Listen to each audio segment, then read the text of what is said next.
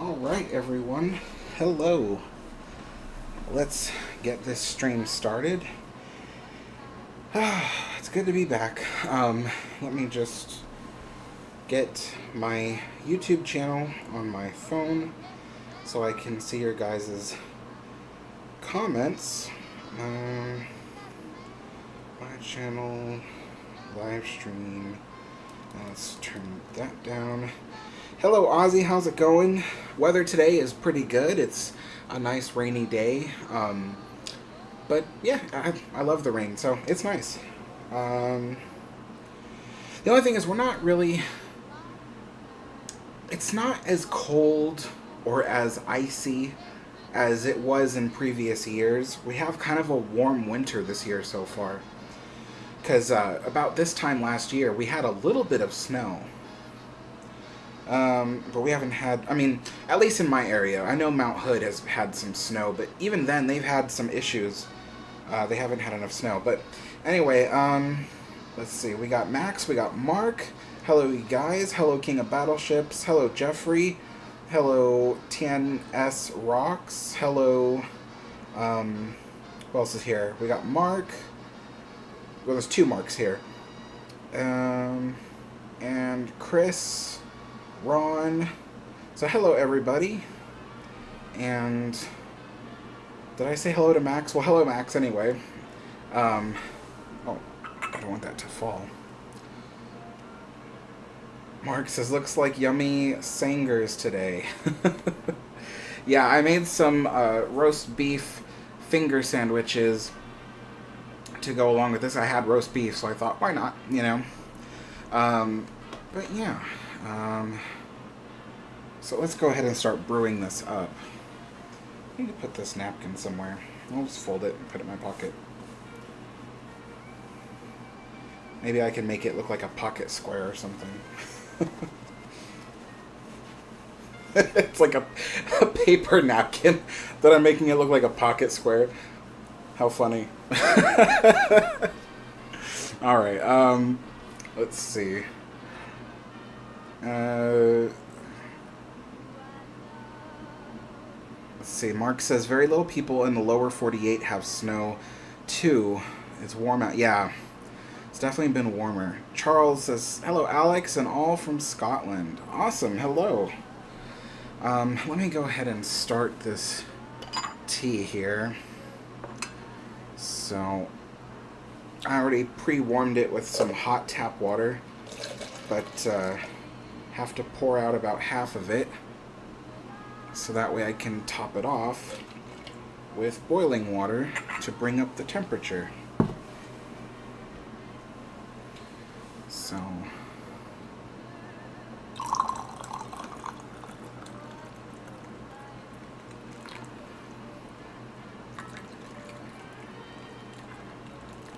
it's difficult to see from this angle. Yeah, in order for the China set to be seen in the shot, the camera shot, I have to put this little table that I'm eating off of on a box. So the table is sitting on a box.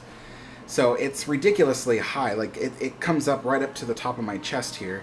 So that's why when I reach over, I have to like reach up high.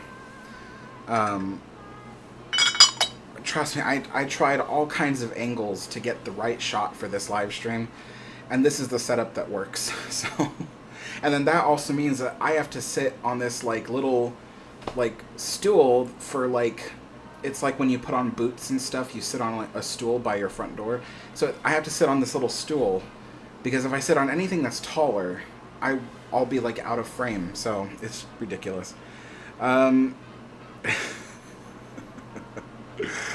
Let's see. Mark says you're a class act, Alex. I'm guessing because of the pocket square. Jeffrey says, any update on your UK trip? Yes. So basically, the winter, like every winter, has been really slow for saving up money, because I think everybody travels and stuff, and I basically am getting a fraction of the views. So saving up during the winter is, it comes down to like dollars. dollars every month. So I have to wait till like spring to get a big boost in viewership to save up more money for the trip. I was talking to Chris about it. I said, look, I want to book this trip in 2024, but going on the trip, I might have to wait till 2025.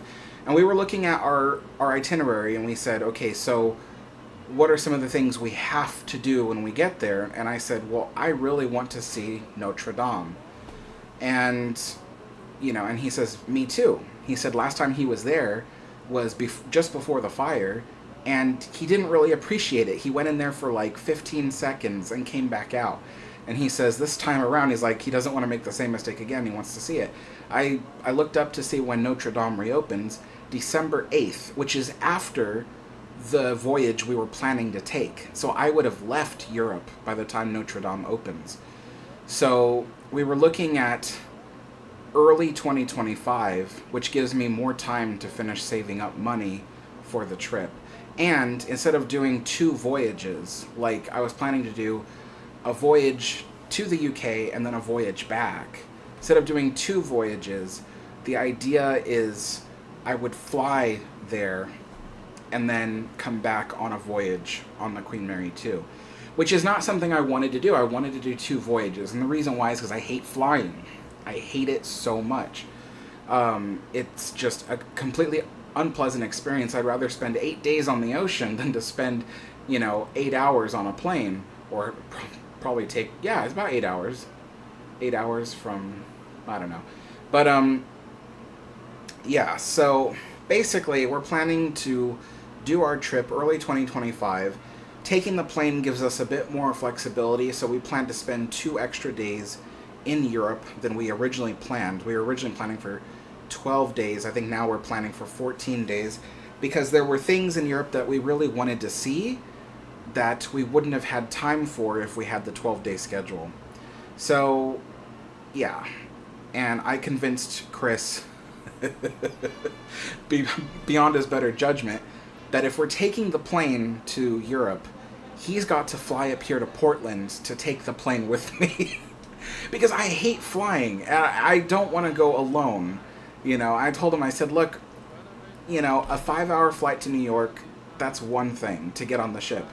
But 5 hours plus an extra, I think it's 8, to get across the Atlantic, I'm like, no, I gotta go with somebody. And so he was like, fine, I'll fly up there to Portland and meet you, and then we'll go. So, yeah, so the plans are evolving as we go along. And the only thing that is keeping this from happening anytime sooner is just saving up the money. I earn so little money extra. What I mean is like the spending money I get is so little, especially around this time of year. So it slows down my ability to save up. But I think in spring it'll be much better, and I'll be able to suddenly just save a bunch of money. And then I know that after I do the UK trip, my dad really, really wants to go to Japan before he gets too old to go. So I'm thinking maybe I'll save up for Japan as well after the UK trip. And then, of course, I still want to do the New Orleans trip, but I'm doing the New Orleans trip before the Japan trip. So, yeah, I want to do that. I'm hoping that this UK trip kind of kickstarts the travel vlogging that I want to do. I want to get more people my age watching this channel, and I think what they're all watching is like travel vlogs. So that's kind of my thought here. Okay, let's start brewing this thing. But yeah, so we're looking at early 2025 as our trip to Europe.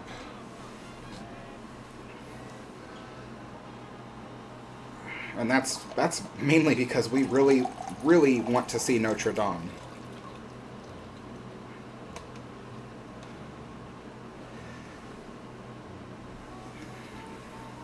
But yeah, for those that don't know, Notre Dame opens December 8th of 2024.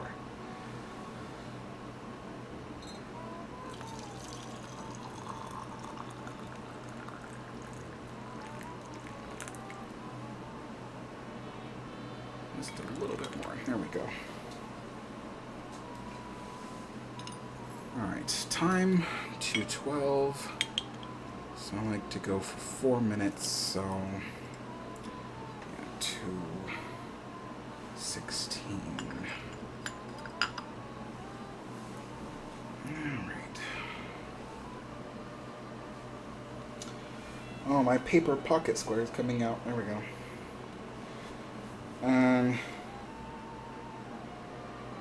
Ron says Los Angeles had some rain today as well. Yeah, I heard you guys were getting some crazy waves along the coast in LA.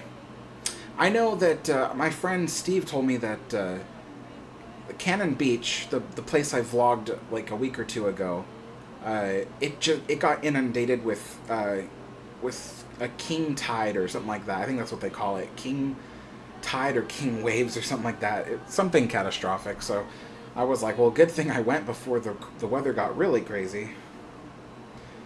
Mouse House says, hi everyone, watching you from Newcastle upon Tyne, England.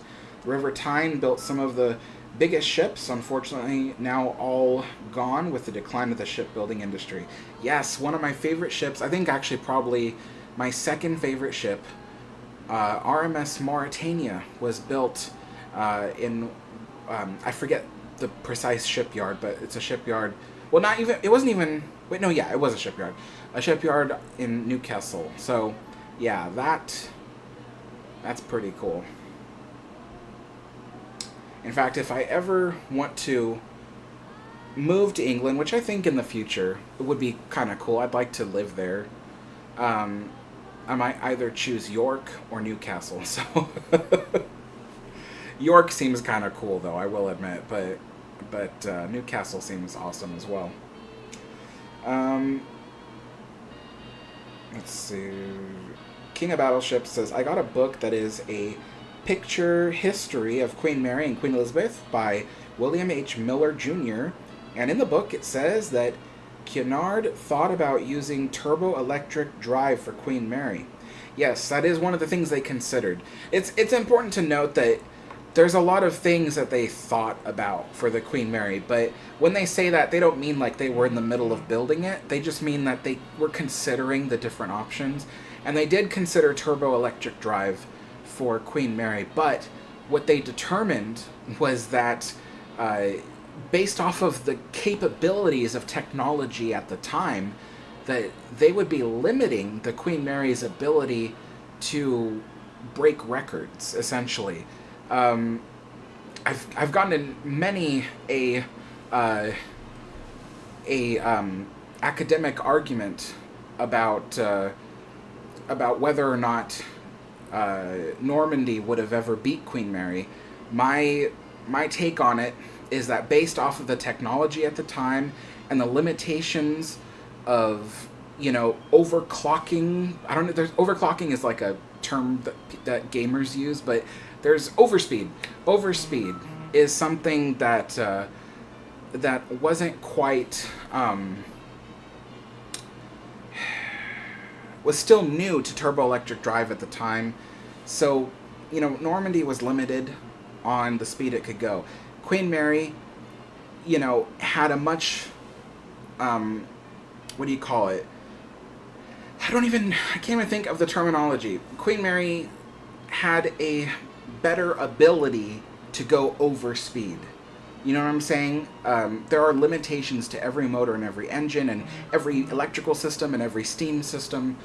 And Queen Mary had the ability to go much farther over speed and over pressure than Normandy could go on over speed due to the electrical system itself, maybe not necessarily the motors.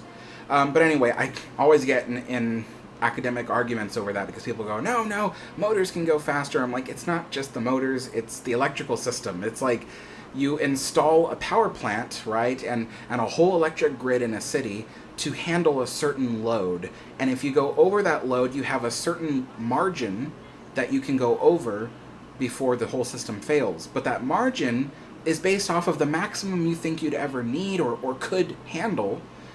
And once you surpass that, it's done. It's over. But steam systems, direct steam drive without turbo motors to drive propellers, the direct steam system has a much larger window of overspeed.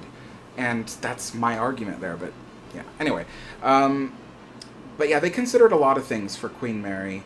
They also considered gyroscopic stabilizers, the way that Normandy had, but Cunard determined that the gyroscopic stabilizers might not work that well, might not be worth the money. There were a lot of things that Normandy had that Queen Mary, they were considering for Queen Mary, but ultimately they cut all those things out because they were just like, there's not sufficient data to tell us whether or not this will actually be useful on the Queen Mary. So they chose tried and true methods for Queen Mary's steam power propulsion plant. And ultimately they were right. It's just that, because everybody goes, oh, well, Queen Mary just was such old technology. And it's like, yes, it was old technology, but they chose the old technology because as great as new technology was back then, it wasn't great enough to fully beat out every method of old technology. There were still a few methods left that won the blue ribbon, and for sure, that was one of those things. But, yeah, let's see here.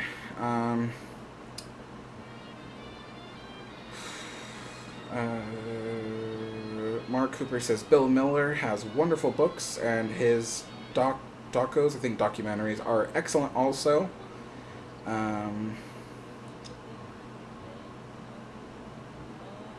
King of Battleship says, I wonder if they have fully repaired Notre Dame. Well, they're a year away, but yes, they are fully restoring it to the structural condition it was prior to the fire, except that this time around the whole thing will be much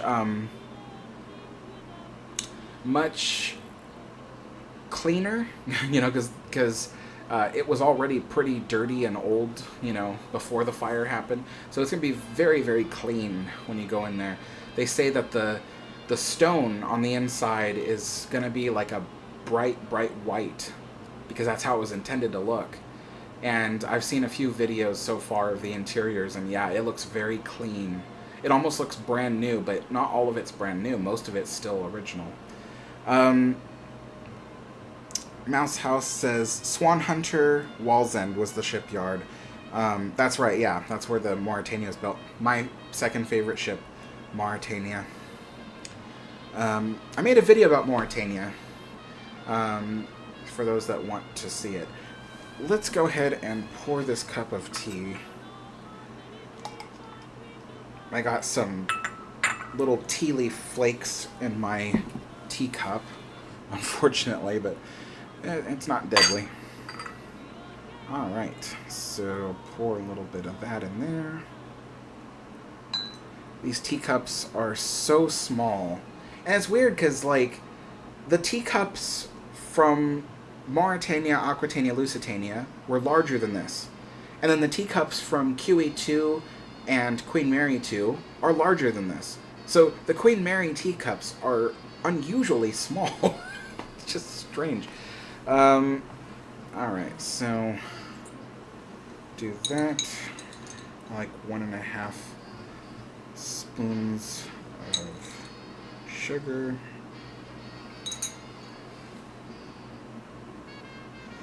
Give that a quick stir.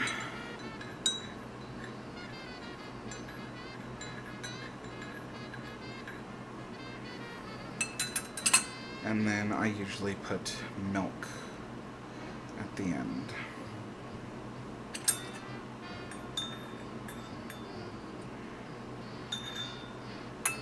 All right.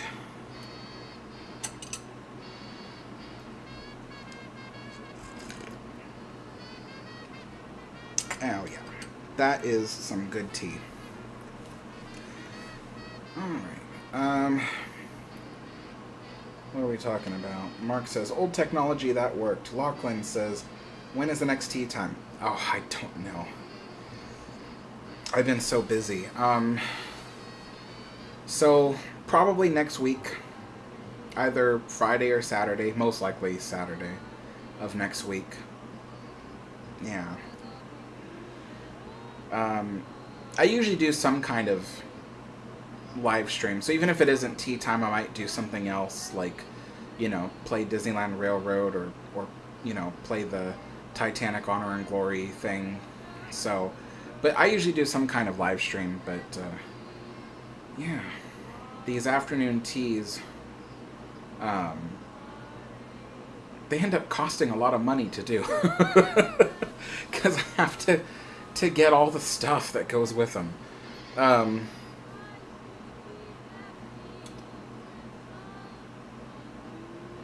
Stephen Hemingway says, the Normandy, it's interesting that Queen Elizabeth resembled her rather than the Mary.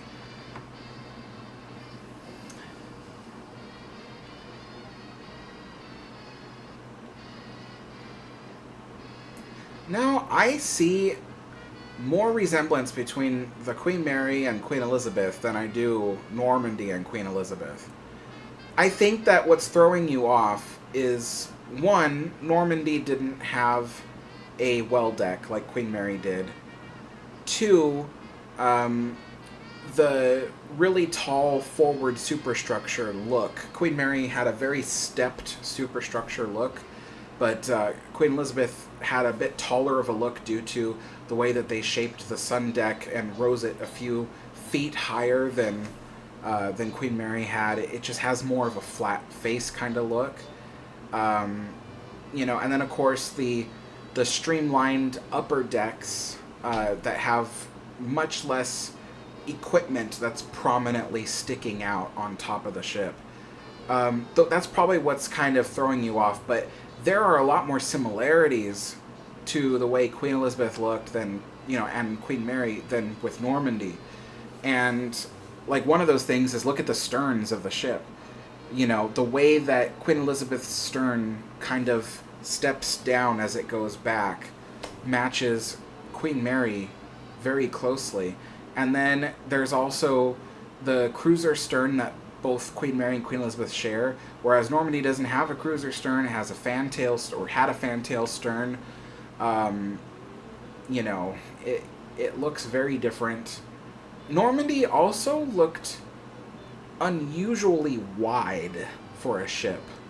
I don't know if it was unusually wide, but there was something about Normandy. She looked really wide for a ship. And Queen Elizabeth looked a bit more narrower, like Queen Mary does. So, yeah, it's, I don't know. Yeah, I don't see any resemblance between Normandy and Queen Elizabeth, really. I see it more between Queen Mary and Queen Elizabeth, but, King of Battleships says, I wish we could still build steamships. The problem is that it would be extremely expensive to operate and maintain. There's ways of doing it that would make it much cheaper than what you might think, but even still, it is still marginally more expensive than just running a diesel electric system. And it's more expensive in the sense that you have to follow a lot of regulation and a lot of rules in order for it to be deemed safe to use. Even railroads around the United States, they're facing stricter and stricter codes that they have to follow. So the heritage railroads, you'd think that they could be like grandfathered in to a lot of rules, and in some cases they are, but in a lot of cases they have to make changes. Even in the UK, I heard that that due to a lot of environmental laws and things like that, a lot of the coal-fired steam locomotives in the UK are switching to oil because it's just a little bit cleaner, and there's less hazards and such and such. And of course, also the coal is getting more and more expensive in the UK, as it is here in the United States. Coal is ridiculously expensive in the United States, yet people still want to keep using it. I don't understand it, but so yeah. I've always been a fan of oil-fired everything. So anything that's steam-powered or, whatnot, I think oil is, like, the better choice in almost every way. So, but yeah. But I can understand with heritage railroads, you want to keep everything operating the same it did. It's just that the coal is so expensive, a lot of them can't even afford it anymore. Nathan says, Queen Mary looked good in your most recent update video. Oh yeah, my September video. A update video is coming soon. Today I have to download the footage. It's funny because last week when I did a tea time, I was telling you guys... I'm talking so much I'm not even hungry. So I was telling you guys last week that I was going to release a update video about the Queen Mary this past Friday, and I didn't. And the reason why is because on Thursday my friend Chris suddenly went to the Queen Mary to do filming, so I was like, oh wow, it was like a last minute kind of thing. And so I was like, okay, well then I'm going to wait to put out my update video so I can actually have fresh footage of the ship. Which was a good thing too, because there's a lot to show. A lot of stuff happening. Some things not good, but most things very good. One of the things I'm not happy about that you'll see in the update is that they're reinstalling a glass barrier on the forward promenade deck, where there used to be a really gross plexiglass that was out front that protected people sitting out on the promenade deck from the wind. And that plexiglass, again, was not original to the ship, and it had yellowed and gotten really gross and cracked over time. They removed that, and then everybody, including myself, thought, wow, they're refurbishing this area. It's going to look exactly as it did in 1936 with the brand new teak railing and everything. And then they started installing the foundations for the new glass barrier. And I think it will be glass this time, because I looked at the special mountings for it, and it looks like the kind of modern day glass that isn't framed with metal. It's just metal on the bottom and then glass sheets that stick up, which is less invasive looking than the plexiglass did with all its metal framing. But it'll still not look right, It just... The ship wasn't designed to have a glass barrier there, so...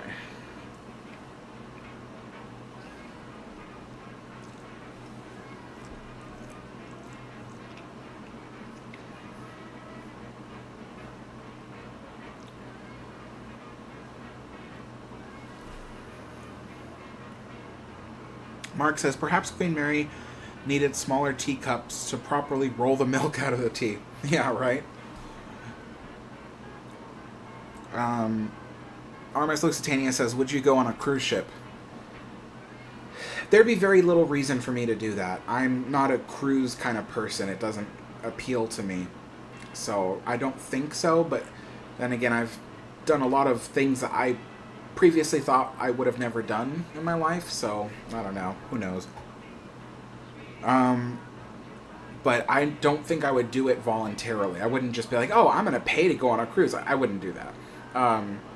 It'd probably be a situation where somebody's like, hey, I have an extra ticket. I got no one to go with me. Will you come with me? And then I might, but... Evan Scott says, when are you and Steve doing a gutted spaces on the Queen Mary? I think you mean the Queen Mary's lost spaces.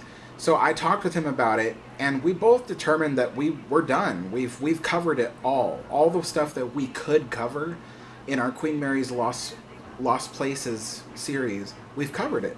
There's not really anything else.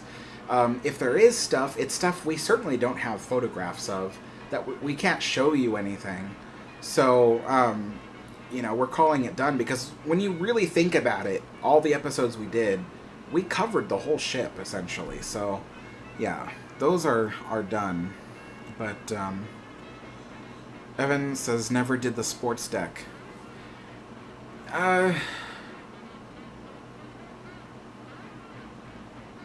mean, there's very little on sports deck that has been removed. You've got the dog kennels, but essentially sports deck is as it was. I can't even actually think of anything else besides the dog kennels and maybe parts of the officers' quarters that are gone. And it's all the officers' quarters areas that nobody really wants to see anyway. I mean, they kept the captain's quarters, they kept the first officer's quarters, and they kept the staff captain's quarters, plus a bathroom. So, I mean, they kept what was needed and removed what they didn't need. So yeah, it's not enough to make a video or like a full like live stream about the sports deck. So,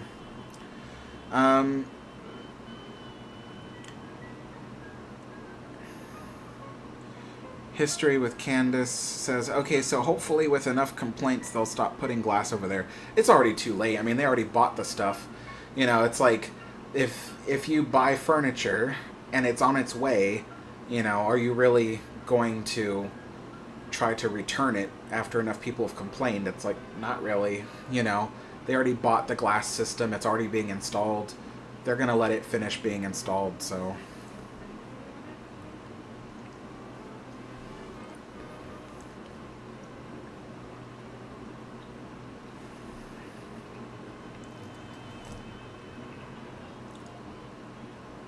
King of Battleships says, could the Scotch boilers be rerouted to supply steam to the turbines?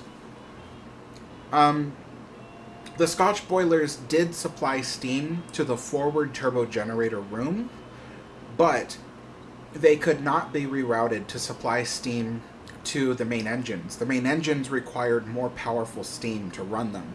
So the Scotch boilers handled a pressure of 250 psi, that's pounds per square inch, at a temperature of, even at its hottest, because it had a superheater system, so at its hottest, 605 degrees. But the main engines were very, very powerful engines, and they required a steam pressure closer to, 400 psi and 700 degrees Fahrenheit. That being said, smaller amounts of steam could slow down the engines. So you probably could, if they had created a way to route Boiler Room 1 to one of the steam engine rooms, because it couldn't have done all 4 engines. If they had a way to route it there, it could probably supply the ship with half speed of 2 engines. And that would be a very slow ship. So, but yeah, there was no way to route Boiler Room 1 all the way to the engine room. It was just, yeah. I mean, they would have had to take the ship into dry dock, cut holes into the watertight bulkhead, or something. Install new pipework, something like that to make it work. And they didn't need it, so they had so many Yarrow boilers, and some of them were left in reserve, which means that they didn't use all Yarrow boilers unless they were, racing for the blue ribband. That's the only time they would have, besides the war, that's the only time they would have needed all boilers lit. Because when you're just doing a regular transatlantic crossing, you're not really taxing the whole system, to its maximum. You don't need to. It's only going 28 knots instead of 32. So they would usually leave some boilers in reserve, just sitting around, cold boilers, in case for some reason they needed it. But yeah. And that was for a lot of ships. So if you watch the movie Titanic, there's a scene where Mr. Ismay goes up to the captain and says, I see you haven't lit the last 4 boilers. And the captain says, there's no need, we're making excellent time. All ships left boilers in reserve. There was unless they were racing to get somewhere, especially if there was a distress call, just distress signal on the wireless, then they might light all the boilers to get to rescue the ship as soon as possible. But yeah, No need.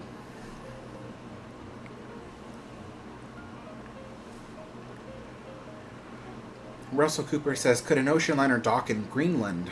Oh, I don't know. I'm sure some can. But I mean, then again, I don't know. I mean, maybe there's rocks or something that I don't know about. I don't know. I don't have enough knowledge about Greenland to tell you.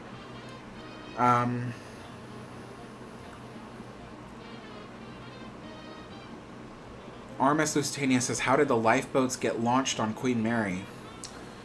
So, orders would be sent to gather the passengers, or even if it was just a... oh, sorry, I thought I heard something. Or even if it was just a drill, orders would be sent for everyone to gather on the sun or promenade deck, because Queen Mary, it loaded each lifeboat in 2 different stations, one on sun deck, one on promenade deck, because the whole ship, that's a lot of people to crowd onto just one deck, so they split it between 2 decks. And I'm assuming first class passengers were sent to sun deck, and second and third class, well, first and second classes, I think, were sun deck, and then third class were promenade deck. That's what I'm thinking. And so basically, there were electric winches that were located almost at the sports deck level, so basically just above the davits. And by the press of a button, the lifeboats could be lowered. And there's a whole process, but basically, the extension of the cable from the winch actually drove several different mechanisms to make it so the lifeboats would actually swing out away from the ship as the carriage, because that's what it's called, the carriage that holds the lifeboat. As the carriage went down, it would swing the lifeboat out. And it's a really cool looking process. I have a video of a lifeboat demonstration from like the early 2000s, because they were still doing lifeboat demonstrations on the Queen Mary back then. And it's a really cool process, because it starts off, you see the carriage going down with the lifeboat attached to it, and then all of a sudden, halfway down, the 2 arms that hold on to the lifeboat suddenly swing out, and then it pushes the lifeboat over the edge of the ship. And then as the carriage comes to rest at the bottom, that's when suddenly the cables extend, and then the lifeboat starts going down to sun deck level. And it's a really cool process, and the entire thing is driven by just the release of the cable. So it's not like there were multiple gears, multiple cables doing that whole operation. It was all done from just lowering the cable, and that's a really cool mechanism. And even if there was something wrong with the winch, like let's say the winch wasn't working, there was no power going to it, it was a gravity davit. So all you had to do was release the brake on the winch, and gravity would start sliding the whole system down. And for the 2 smaller accident lifeboats, they could be lowered at a speed of 90 feet per minute. And the larger 36-foot long lifeboats, which there are 22 of them, they could be lowered at a speed of 60 feet per minute. So it took approximately 1 minute 20 seconds for the lifeboat to go from sun deck level down to the water. But if they were loading passengers, then it would have gone sun deck level, then down to promenade deck to load more passengers, and then it would have descended at about exactly 1 minute of length all the way down to the water. So, yeah. And an accident boat, if they were just going straight from sun deck all the way to the water, it would take exactly 1 minute to go from sun deck to the water. Yeah, and the boats each were motorized, so Queen Mary was the first ocean liner to have an entire fleet of motorized lifeboats. Sure, some ships had some motorized lifeboats, but Queen Mary was the first ship to have all her lifeboats motorized. And they were all diesel, 2-cylinder diesel engines, and they could be started in an instant, no matter the weather. So it's pretty cool.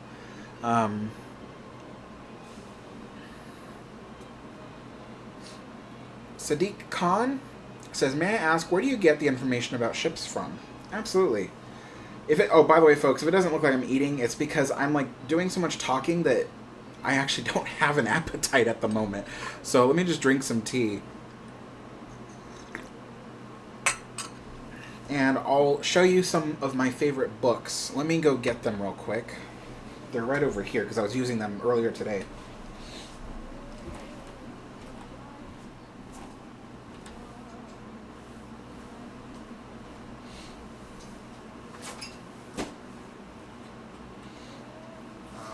Hold on, I have to put a cover on one of these books because I took the cover off.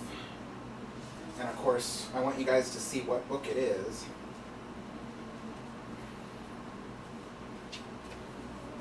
I'm just putting the dust jacket back on. And I have to keep talking, even though I'm away from the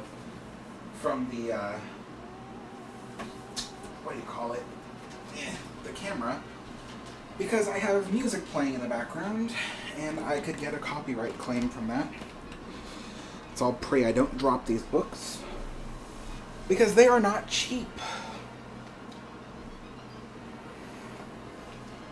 Where can I put them?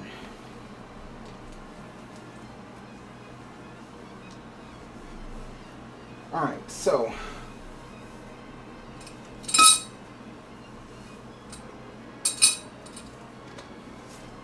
the first book I want to mention, I'm selecting from the middle of the list because I was interviewed for this book. So I'm in it. This is the RMS Queen Mary, World's Favorite Liner by David Ellery. And this is a reprint, but it's a relatively new reprint, because what he did was he took his old book and then he revised it, and he kind of went out, because I think it was like already 25 years old, and he kind of went over it and made adjustments, made corrections, that kind of thing, and then he added a new section at the back of the book to talk about the Queen Mary's years in Long Beach. But basically, this tells you essentially the whole history of the Queen Mary from conception all the way till her Long Beach years and even till today. And I am on I'm at the very back of the book. I'm going to tell you what page I'm at.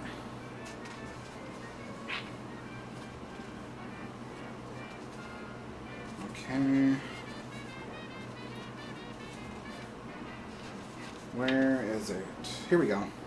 I'm on page 233, and I pretty much have the whole page, 233. So, yeah, so that is RMS Queen Mary. I almost dropped it. World's Favorite Liner. Let me go ahead and set that down. For people who just want to get really quick statistics and facts about the Queen Mary, literally, you need something that just guides you to the information you need. That's this book, RMS Queen Mary Manual, by Gary Chambers. And basically what it is it's got all the biggest fun facts about the ship, all the major stuff you need to know, in a very easy to read, large print, high quality photograph kind of setup here. So it's you can just turn to various pages, and look, there's 2 paragraphs about the garden lounges. There's a paragraph about the mermaid bar. There's it's just very easy to read, stuff that shows up very quickly when you get to the page. So this is a very handy book to have, especially when you're just what were the dimensions of the lifeboats again? And you just go to the lifeboat page and it tells you. So it's very quick and speedy information. So that's RMS Queen Mary Manual by Gary Chambers. One of my favorite books is this one. This is RMS Queen Mary, Queen of the Queens by William J. Duncan. Now, you don't have to buy this book, because I actually narrated the whole book on my channel. So it's on here. search of it. Should be on my front page of my YouTube channel, but it's RMS Queen Mary, Queen of the Queens by William J. Duncan. I did the entire narration of the audiobook for this, so that way you don't have to find it, because this is somewhat of a rare book. It hasn't been printed since 1969. But one of the reasons why it's my favorite book is because the author, first of all, wrote it in 1969. The ship had only just retired 2 years earlier. So all the information that he had was still fresh in people's minds. It wasn't lost with time or with age. So there's a lot of anecdotes and stories about the ship. And this tells you the whole history of the ship. First chapter is about why Long Beach purchased the ship. And then second chapter starts with the beginning of the Queen Mary. And then it goes all through the history of the Queen Mary. And then it finishes with the last great cruise and the arrival at Long Beach. It's a good book. This one is a tear-jerker. So if you like books that will make you sad or make you happy, or, this is that book. It's a great book. And again, it's rare to find. I mean, you might be lucky. Sometimes, I got that book for $10, and then it sold out right afterwards. So, but if you can't find it, I have an audiobook of it here on the channel. Let's see here.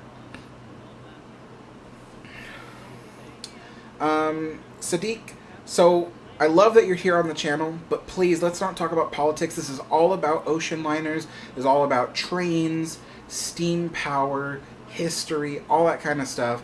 We don't bring politics into it. There's enough of it in the world. You can always go to another channel or another, you can go to social media and stuff like that to get all the politics you want, but just not on the channel, because we're just here for the history. But let's see here. Next book I really like, and you might still be able to get this. It's also somewhat of a rare book, and a lot of times it's expensive. But this is the Cunard White Star Quadruple Screw Liner Queen Mary by Bonanza Books. And this is a reprint of the Shipbuilder's book. So all of the, well, not all, but all the major blueprints and information about how the Queen Mary was built, designed, and constructed is all in this book. So everything you want to know about the Queen Mary's design, as it was in 1936, is in this book. And, you got everything from blueprints telling you the dimensions of stuff to, even all the way at the back of the book, there's copies of all the advertisements from the various companies that contributed to the construction of Queen Mary. Everything from, the people that supplied the film projectors on the ship to the people who built the propellers. It's crazy. It's all in here, and it's all very well organized, and there's lots and lots and lots of information. So that's the Cunard White Star Quadruple Screw Liner Queen Mary by Bonanza Books. Last, and probably least, I don't mean that as an insult, but this book, The Stateliest Ship, it's by the Steamship Historical Society of America. It's good. It's just, it's not the most informative book out there about the Queen Mary. It's got all the basic information that you need, plus a little bit extra sometimes. And there's a few things here and there that you get that you're like, oh, this isn't in other books, But it's got all the same information that the Queen of the Queens book from William J. Duncan has, and the William J. Duncan book has a lot more. So this book, The Stateliest Ship, is a good one, and it's got a lot of pictures. In fact, I would actually argue that this book, this was printed, probably the 80s. Let me see. From Steamship Historical Society. Oh, does it not say when it was printed? I guess not. It doesn't say when it was printed, but I would guess the 80s, based off of what I've seen. Yeah, it doesn't say when it was printed. Sorry, guys. But I'm going to guess the 80s. But So I'm pretty sure this is like one of the earliest coffee table books you could have on the Queen Mary, because there's mostly images in here. And a coffee table book, for those that don't know, is usually a book full of images designed for just entertaining people who are quickly paging through something, don't want to necessarily read a lot. And so while there is a lot of stuff to read in this book, it's got an equal amount of photos. So I would say it's probably one of the earliest coffee table books about the Queen Mary ever printed. So it's good, but it's not the best on my list. So those are all the Queen Mary related books I have. And then I have the book by John Maxtone Graham. It's called The Only Way to Cross. And that's about ocean liners in general. And while there is a chapter about Queen Mary, it's a very short chapter, not very descriptive. I don't really use it to relay information to people, because these 5 other books are a lot more knowledgeable about the Queen Mary. So, yeah, the John Maxtone Graham book is probably better for Titanic than it is about Queen Mary, honestly. So yeah, let me get to the comments, because I know people are commenting. Granny Gaming says, if this is the last tea time of the year, Happy New Year. And by the way, thank you for the donation. It is the last tea time of the year, because I won't be doing it tomorrow. So, yeah, this will be the last tea time of 2023. But yeah, so let's see here. But there will soon be another way. Oh, Justin says, I have both books, thankfully, and thankfully also with Queen of the Queen's book because of you, Alex. Oh, great. I was in the basement when I was listening to one of your tea times, and as you were talking about the book, even before you recorded it, I ordered it as soon as I could. Very valuable, absolutely. Yes, it is. I mean, it's an amazing book, and it is, for some people, it's really hard to get the book, so that's why I did it in an audiobook version. And honestly, like, it was the only book I felt comfortable narrating for legal reasons, because the author is dead. The previous publisher of the book, that company's no more. Like, I can't find any legal owners of the book. So I'm guessing whoever is technically the legal owner probably has no intentions of ever reprinting the book. Probably, you know, it'll probably just fizzle out, as it has already over the last 56 years. So I was just like, you know what? If they're not reprinting the book and it's probably not going to ever show up again, I might as well do an audiobook version of it. But the other books I showed you, they're still in circulation. So, well, or at least, you know, largely. So I don't want to audiobook those. Plus, audiobooking the Queen of the Queen's book was a lot more difficult than I imagined. It's easy for me to narrate my own words, but to narrate someone else's words is more challenging. And it took me 6 hours. It was well, I mean, it actually took me longer, but it was 6 hours of narration after editing. So, yeah, that was, it's not a long book compared to, like, Jurassic Park, which is, like, 16 hours. But, or is it 16 or 8? Whatever. Anyway. But, yeah, so...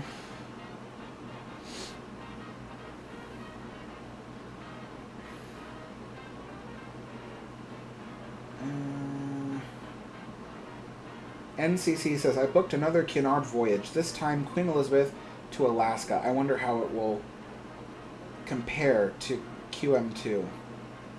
Yeah, that'll be interesting. Alaska is very beautiful. Not that I've seen it with my own eyes, but I've seen it on documentaries. It looks beautiful. So Stephen Hemingway asked a lot earlier, sorry I'm barely getting to it, lowering the lifeboats, how would they have quickly opened the windows on prom deck? I wouldn't say quickly. The only way to open the windows on prom deck is with a crank. So they would have carried cranks with them to insert into the window base, and then they would have cranked the window open. So it's not like they had like a latch or something that would just drop the window open. They had to crank it open. So that's the only way to get those windows on prom deck open. And if you thought, oh, maybe they could just smash through a window if they were in an emergency, those windows were designed to withstand 2,000 pounds per square inch of pressure. So good luck breaking them. So, yeah. Let's see. Tyler, hello Tyler. Alex, I just saw a very rare picture of a Queen Mary passenger. His name was Robert. Oh, great. This big icon is covering the name. I'm guessing Pershing, P-E-R, so I'm guessing Pershing. Wadlow. Oh, Robert Wadlow. Yes, of course. Yes, he is, I think, still the tallest man ever recorded. Yes, he was a passenger on Queen Mary. So there was lots of passengers. I have like a whole file of like something like 60 different passengers. And even then, that's probably only half the amount of celebrities that were aboard the Queen Mary. So I've got a file of like 60 celebrities. There's probably more like 120 celebrities that had rode aboard the Queen Mary. So it's not even a full list. But yeah, so I've got a surprise coming to you guys in January. I'm thinking closer to the end of January by how long it's taking.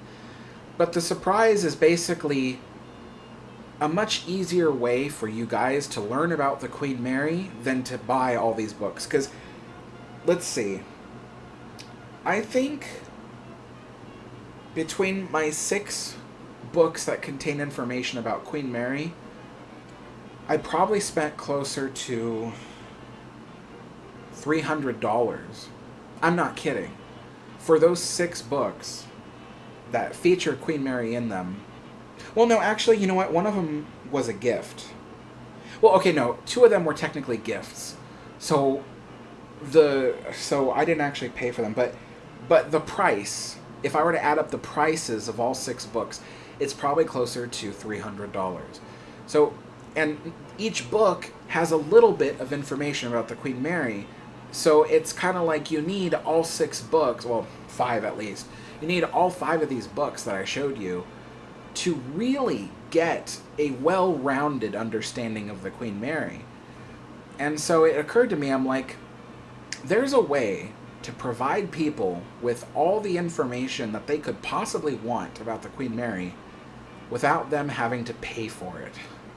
So I have a surprise that's coming to you guys towards the end of January that will basically allow you to learn as much about the Queen Mary as you want, and it's all free.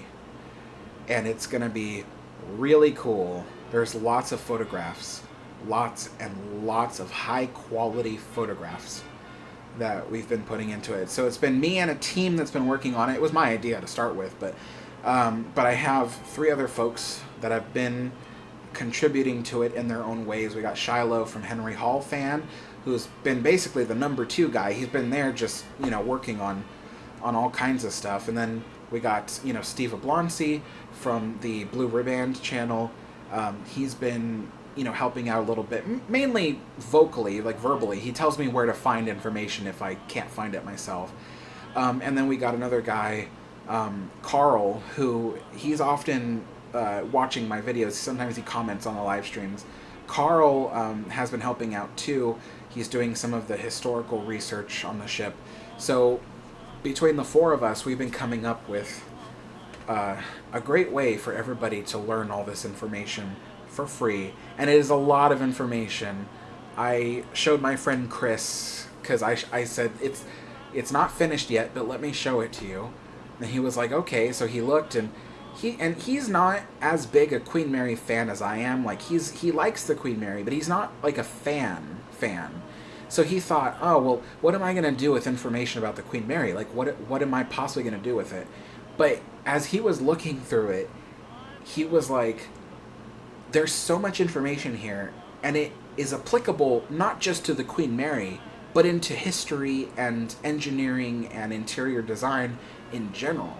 So he makes YouTube videos. He was thinking, wow, there's all these YouTube videos I want to make, And it just so happens that there's information in here that I can use for my videos. And so, yeah, it's going to be really cool. And I'm waiting to announce it. And the reason why is because I don't want someone to beat me to the punch. You know, we've been working really hard on this for the last couple months. And, you know, we still have almost a month to go before it's ready enough to show to everybody. And I just don't want someone to beat me to the punch. So, yeah, I'm being very cautious about showing it to people, but you guys are going to love it. It's perfectly free and fully accessible to everyone. So it's going to be great. There's a lot of information.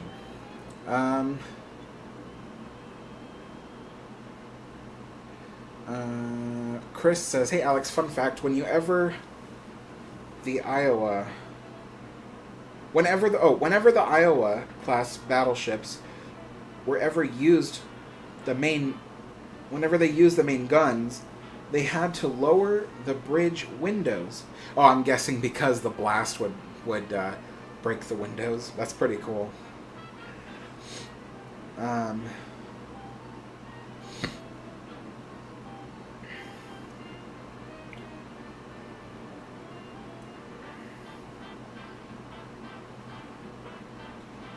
Mrs. Tania says, "Why did the funnels on the Titanic have stairs?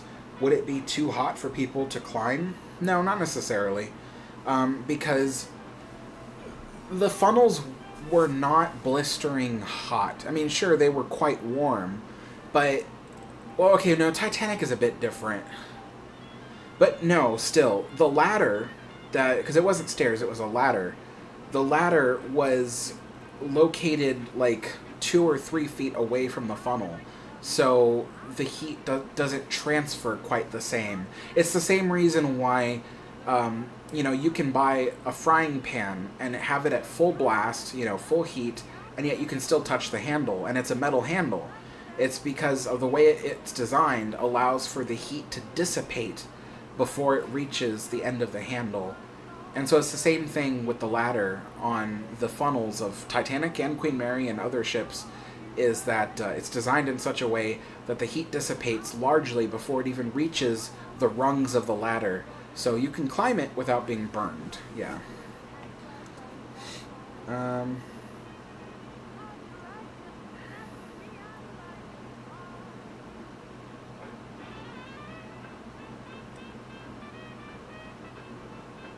Ron says, "Alex, I own just one book on the Queen Mary by James Steele." Oh, I've heard of this book. I purchased it on Amazon, only $7, but was originally sold for much more. Yes, the James Steele book was a lot more expensive. One time I tried to buy it, and it was really, I think it was like $100. I was like, not buying that.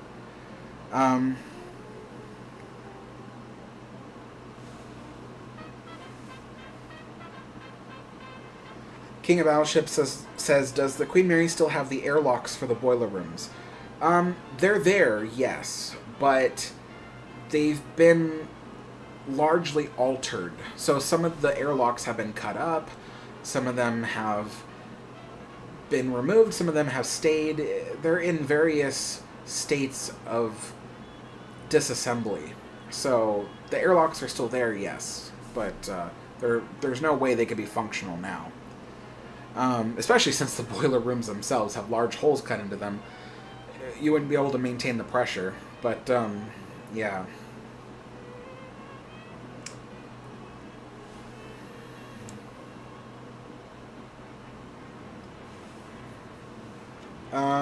MPC says, "Alex, I wanted to let you know I bought the annual Queen Mary pass and it's worked great.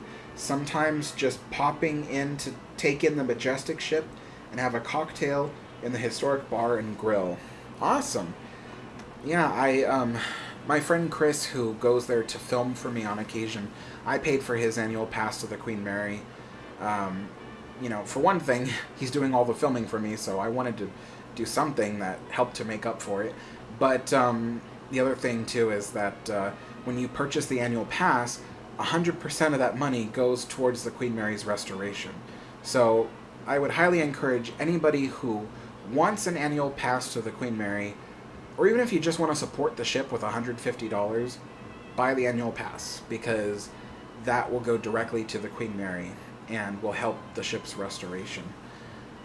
Granny Gaming, thank you so much for the donation. How close are you to going to the UK? So I have about just under $4,000 saved up. $2,000 of which is from the donations I've gotten. So I've matched it dollar for dollar. But my friend is not comfortable with booking the trip until I've got like 90% of the funds, because he's like, oh, what if something happens and you need to spend money or whatever? He goes, so he's like, you better save up like 90% of it, then we'll book it. So I would say like when I'm closer to the $8,000 mark is when I will be able to finally start actually booking the trip. And like I said at the beginning of the live stream, I want to make it so we book it sometime this year for the start of 2025, because we want to see Notre Dame. Who knows if I'll ever get the chance to see it again. So I want to see Notre Dame, and Notre Dame opens December 8th, and then they won't be doing any more transatlantic crossings until the next year. So I want to do a transatlantic crossing, so we have to wait till the start of the next year. So yeah, I've got just under half the amount I need saved up for the trip. But yeah, it's pretty much stayed that way for the last month, because just in general, YouTube is much slower during the winter months. People are taking vacations and stuff like that. People aren't watching YouTube as much, so therefore I don't earn as much money from it. So it's slowing down, but in spring it'll speed up again, and then I can resume saving up money. Let's see here. King of Battleship says, I wonder where the cofferdam for the second class pool was. The cofferdam for the second class pool was on F deck. So that's post-war F deck, in case you're wondering. Pre-war, it would have been pre-war... No. No, I'm sorry. Okay, no, it was...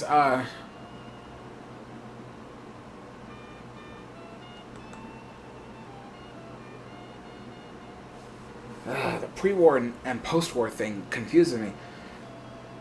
Post-war, it was post-war...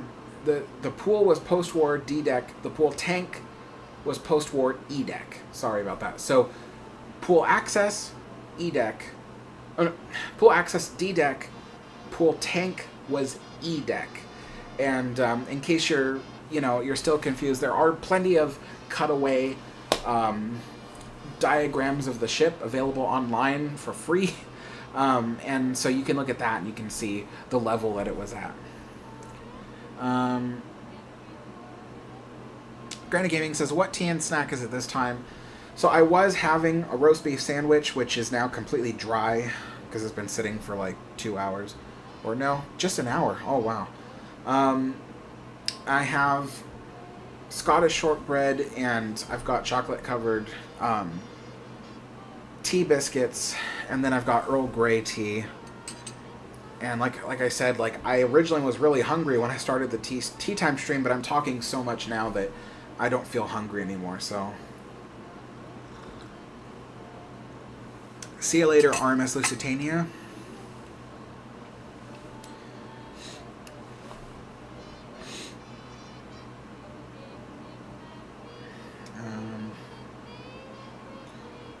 Just going back to see if I missed any questions.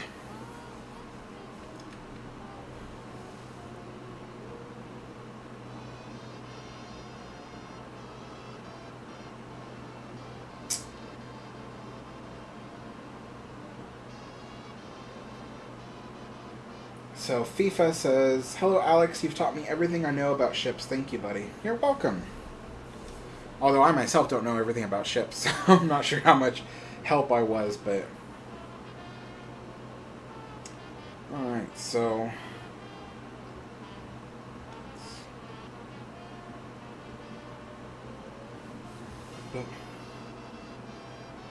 Wait, what? King of Battleship says, why did they give all the decks something letters after the war? It makes no sense. What? Well, now he retracted it, so I don't know if you want... If you still want the answer to the question, just retype it. I couldn't understand what it was saying.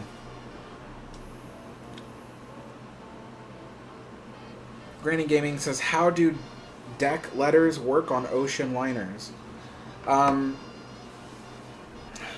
mean, it's not like there's a a code or anything they have to follow. They can name them whatever they want. So I can't tell you how ocean liners in general it worked because they changed them up. I mean, look at Queen Mary. Right in between B and C decks is R deck. So, it doesn't make sense. So there is no code. They just named it whatever they named it.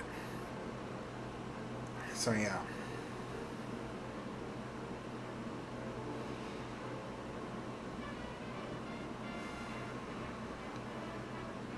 But I mean, Queen Mary went through an interesting change because when Queen Mary was first built and put in service, the decks went bridge deck, sports deck, sun deck, prom deck, main deck, A deck, B deck, C deck, D deck, E deck, F deck, G deck, and H deck. But after the war, they wanted to rename everything below C deck or C deck and below, because C deck is where the food was. Like, all the classes had their restaurants on C deck. So they had the third class restaurant, first class restaurant, second class restaurant from bow to stern. And as well as the fact that the maids and valets that traveled with the first class passengers also had their own little restaurant on C deck as well. It was inside the kitchen, but it was a well-decorated space. And so that's where everybody ate. I mean, there were even mess halls for the like for instance, like there was the ship's crew had a bar on C deck that was known as the Pig and Whistle. And so, yeah, there was like all the restaurants were on that deck essentially. And so I guess Cunard was like, oh, maybe the passengers have difficulty figuring out which deck the food is on.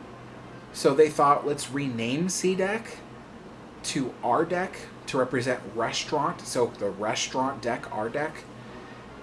But they could have easily just has named it cuisine deck for food, cuisine, C deck. But they named it R deck after the war. So it went bridge, sports, sun, promenade, main, A, B, R, C, D, E, F, and G. So, yeah, it was very confusing. And so that's why today a lot of people come up to me with questions. They're like, hey, I know you said that this is on D deck, but how come it says here that it's it was E? And I'm like, it's because you're looking at pre-war deck plans, but I always reference stuff post-war because it's just easier that way. Even when I name the classes, I technically try to call them first, second, and third, but the real names after the war was first, cabin, and tourist. First, cabin, and tourist. But pre-war, it was cabin, tourist, and third. So that kind of stuff confuses people. So I have created my own code of how to reference things. First, second, third class. And then I refer to the decks in their post-war reference, because that's what they are today. You go to the Queen Mary, and after B deck is R deck. So I don't want to confuse people further and then call it C deck when it hasn't been called C deck since World War II. So yeah, that's how I kind of do it.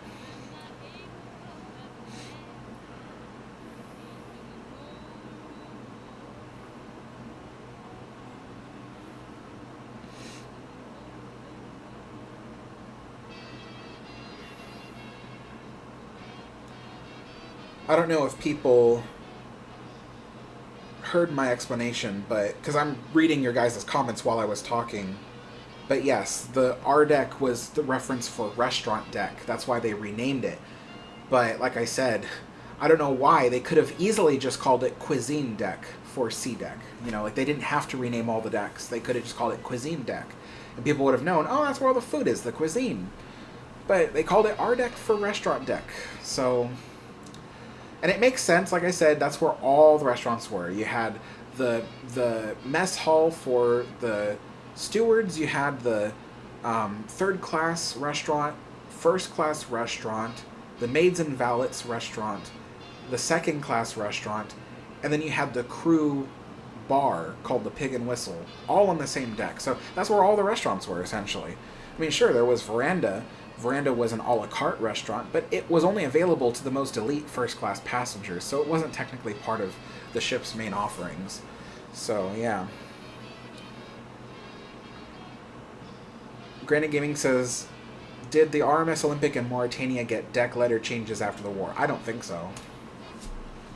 I don't know, but I don't think so. Queen Mary's the only one I heard of that did. Honestly, Queen Mary's the only one I've ever heard of that got, like, deck letter changes. I don't know. But then again, Queen Mary is the only Cunard ship to ever have a well deck on the bow. You know, no other Cunard ship had a well deck at all. So, you know, Queen Mary was an oddball of a ship. She was very unique among all ships, especially among Cunard ships, just for the various reasons, you know.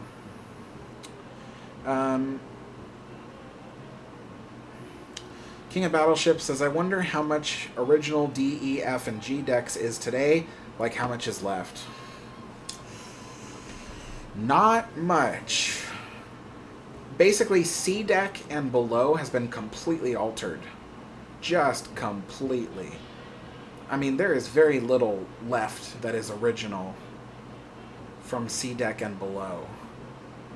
It has been so heavily altered. But, Granny Gaming says, what in the world is a la carte restaurant? I've never heard of that before. A la carte is a French term for meaning... What does it mean? Well, I know what an a la carte restaurant is. I just don't know what the words a la carte means. But it's something about, like, on the cart, essentially. But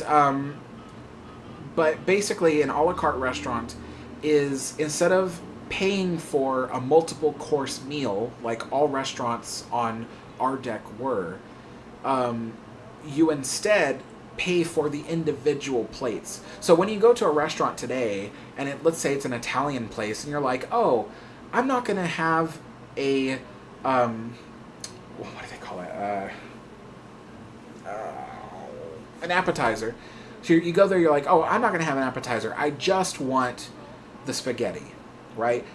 You're ordering a la carte. Although today the meaning has somewhat changed, but that's what it means. You're ordering a la carte. You're just getting that one thing. You're not going with the whole full course. Of course, today, that's normal. A la carte restaurants are normal. So when you go to a restaurant where you would order a la carte, now the things that they call a la carte are like basically the individual parts of the plate. So if you go, oh, I want a steak a la carte, then they just give you the steak. But it's just funny because originally a la carte meant that it was the dish out of the whole meal that you're ordering. So yeah, Veranda Grill was the only place on the Queen Mary where you didn't really have to go through a whole, like, multiple course meal to get what you want. You could just order a specific dish. And that was that Veranda Grill. And that was Veranda Grill. You know what's funny is a lot of people describe Veranda Grill as only available to first class passengers, but of all the books I've read that have described Veranda Grill, they never specifically state that. They just say it was an a la carte restaurant for those who could afford it. Now, you could be third class and save up all the money you possibly can for like 2 years and go and eat at the Veranda Grill, is my understanding. So I don't know that Veranda Grill was only available to first class passengers. That's what everybody says, but the books don't say that. So I believe that if you had the money to pay for Veranda Grill and you were dressed nicely and you met the dress code, they'd let you on, So, that's my belief. But unless someone can point out a specific book to me that says that, and a book is reputable, then I haven't found it yet. No books say it's specifically for first class passengers. It just says it's for those who can afford it, essentially. So, and it was very hard to get a reservation there because it was so popular. So, and of course they had very limited tables, so it would have been very difficult to get a reservation. But that doesn't necessarily mean it was only first class. So, I don't know. It's interesting. Donut Man says, how many times have you been to the Queen Mary? I've been to the Queen Mary 3 times, twice as a kid, once as a 20-year-old man, and then my final time was in 2020. I don't remember how old I was, but it was just a few years ago, so let's see, that was almost 4 years. Yeah, it's been almost 4 years since I've been on the Queen Mary. Like, literally next month, January 2020 was when I was. So January, which is next month, it'll be 4 years. And I am 31 years old, so I was 27 when I was last on the Queen Mary. So, yeah. Yeah. I miss it. Because even though I'd been to the Queen Mary 3 times before that, for me, I wasn't a fan of the Queen Mary back then. I went to the Queen Mary because it was just something to do, a way to spend the day. And, and so, yeah, I remember, oh, wait, I was 17 when I went to the Queen Mary before that. So, because the last time I went was 2020, and the time before that was 2010. So I was 17. And even when I went at 17 years old, I was just like, it's a ship. I'm like, it's cool. That's fine. Whatever, But when I went in January 2020, I had an epiphany or something, like some kind of profound experience that, a light bulb went on, and I just went, this ship needs help, and it's calling out to me for help. And I swear, I spent months thinking about it. I'm like, how can I help the ship? Because I had such a profound experience on the ship that day. I couldn't describe it. Right before going on the ship, it was the same attitude. I was like, oh, that's cool. It's the Queen Mary, whatever. It's been in my, backyard for all my life. What's so special?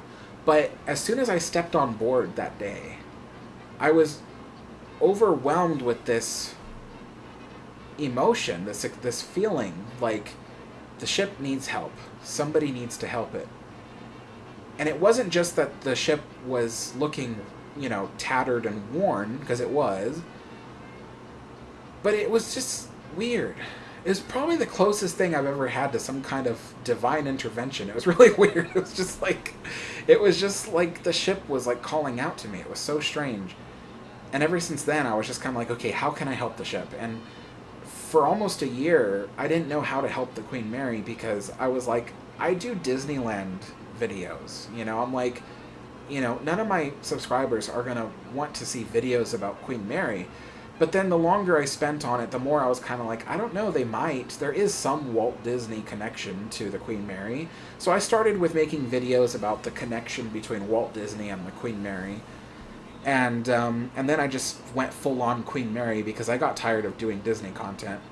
Especially since a lot of people weren't watching it anyway. So I was like, might as well switch over. And I've been doing Queen Mary content ever since, essentially. And when I first started doing Queen Mary content, it wasn't that long ago, but when I first started doing Queen Mary content, sure, there were videos about the Queen Mary online, but they were often very short, maybe 10 minutes long. It didn't tell a full, complete history of the ship. It didn't have very good showmanship to them. They were snippets of things, even like snippets of like you know, not newspaper, but newsreels, stuff like that. It was nothing complete like you see today. Like if you see my video, like Queen Mary at War, nobody did anything like that. Like nobody made a video like that prior to when I did it. So I was one of the first people who was making these emotional videos about the ship. I'm sure I wasn't the first, but I was one of the first. And the videos I have on the Queen Mary are, to this day, still mostly unique. Not many people have made stuff like it. So I intend to keep doing that. And my next venture, which is this big surprise I keep telling you guys about for the last couple of weeks, the big surprise will be sort of a new concept. It's not entirely new. There's currently something similar, but this will be the most detailed concept of its kind. I keep smiling whenever I think about it because I love this thing so much. Like all my free time, you can ask my dad. Like sometimes I stay awake till like 3 a.m.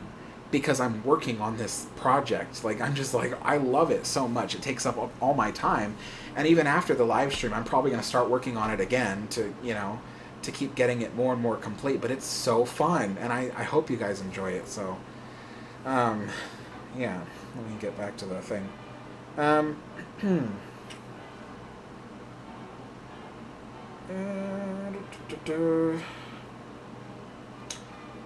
At Last says, do you have a favorite documentary about the Queen Mary? No. And the reason why... people are like, what? But the reason why is because, like I said, when I first started doing these videos, I was doing them in my own special way. And the reason why I even make videos on the internet is because I usually go after a subject that I like. And I go, okay, what's on YouTube about this specific subject that I enjoy? And if I can't find anything, then I make my own. So the reason why I even have videos about the Queen Mary, besides trying to help the ship and bring more word to it, which I think has actually helped the ship become a bit more popular, you know, besides that fact, my videos about the Queen Mary are my favorite videos. So I haven't yet seen a video where I was kind of like, oh, that's my favorite. You know, there are videos I liked, but I like my style. I like the way I do videos. It's the stuff I want to watch. I make the stuff that I want to watch. So one of those things is like, when I was a kid, really, really, really young, the History Channel still used to tell history. Now it's all aliens and stuff. But the History Channel used to tell history. And I used to love watching those documentaries because they were told in a storytelling manner. There were moments of excitement, moments of sadness, moments of, you know, of dread. And I was like, I like the way this is formatted. And then nobody really makes stuff like that. Like, even before I made Queen Mary videos, a lot of the Queen Mary videos out there were very basic. It was like someone had a list of bullet points and they were just reading it off into a video. And I was like, that's okay, but I like storytelling stuff. I like stuff that gets me like happy and excited and ready for, you know, whatever action. And so I like to create something that really like drives in the emotion. And so, you know, I make the content that I like to see. So that's why I don't really have a favorite video about the Queen Mary, because I'm the one that makes the stuff I like. So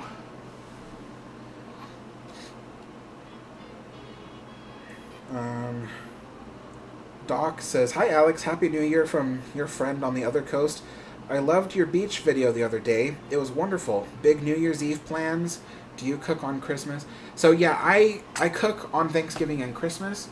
New Year's Eve, you know, we don't really celebrate New Year's Eve. I mean, we should, but we don't. Like, you know, most of my family goes to bed early. They don't stay up. So I'd be the only person who's up at night, and I don't really celebrate it. So, you know, when midnight comes, I'll probably have a glass of Martinelli's, because I like Martinelli's. Even though I've had it since I was a kid, I still like it. But I'll probably have a glass of Martinelli's, and I'll go to bed soon after. So, yeah, I don't really celebrate New Year's Eve. Ron says, but wasn't the grill located, I mean, he's talking about the Veranda Grill, located in a first-class area. So he's talking about when I was mentioning that only first-class passengers could go into the Veranda Grill, but then again, no books specifically state that. Yes, Veranda Grill was located in a first-class only area. However, there were other areas of the ship that were located in first-class only or third-class areas that other passengers could get to. So, for instance, if you were in third class and you wanted to send a radiogram, you could actually be escorted up to promenade deck, to the main hall, and go to the radio room where you could send off your radiogram. And so then you would be escorted back to third class. So that's one of those areas where you could literally go into first class by being escorted. And then when you think about the synagogue on the Queen Mary, which was the place where Jewish passengers could hold services, the synagogue was accessible to every passenger, third, second, and first. And so they would all go into that one room. So even though the synagogue was located in third class, first class and second class would attend as well. So there are examples of areas of the ship where, you know, the classes could mix. Yeah. And then even after the war, you know, third class passengers were allowed to use the first class pool. I mean, they were segregated, so first class had their time of day and third class had their time of day, but they could still use the pool. So, you know, there were examples in that way of passengers mixing. And for the most part, when you really think about it, the only thing that separated the classes wasn't really a societal thing. It was about how much money you had to spend. So if you were paying for a service, then you could go into those spaces. So you know, my guess is that if you had the money for Veranda Grill, they would escort you there. You know, but yeah. So that's my theory on it, at least when it comes to Veranda Grill. So.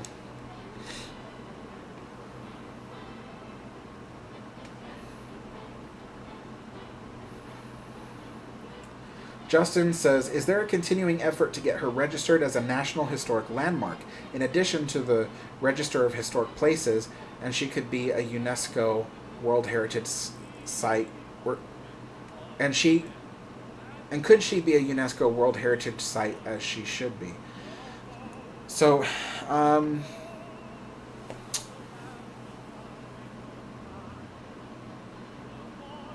I will just have to say I don't know what the status on all that is. I don't know if they're continuing to pursue that, because they haven't mentioned it since the day that they first mentioned it. So they could be still going after it, or they might have given up. I don't know. There has been no word on it whatsoever. So unfortunately, I don't know. It would be very difficult to get the ship registered as a national landmark, because it's not a 100% American vessel. You know, the Statue of Liberty was built by the French, but it was a gift to the United States, and it was considered a United States landmark a long time before it was, you know, become a National Historic Landmark. So the Queen Mary might face some challenges, because she's considered to be more British than she is American, even though there are plenty of examples of a reason why she should be considered an American ship nowadays. But yeah, it would be difficult.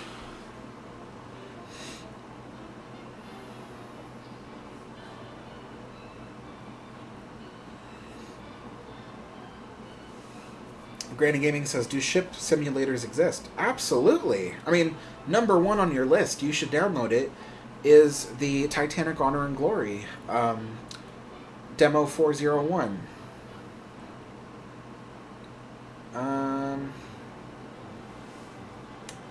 Justin says, Alex, the Queen Mary chose you. The best places kind of choose people in a sense. I know the feeling.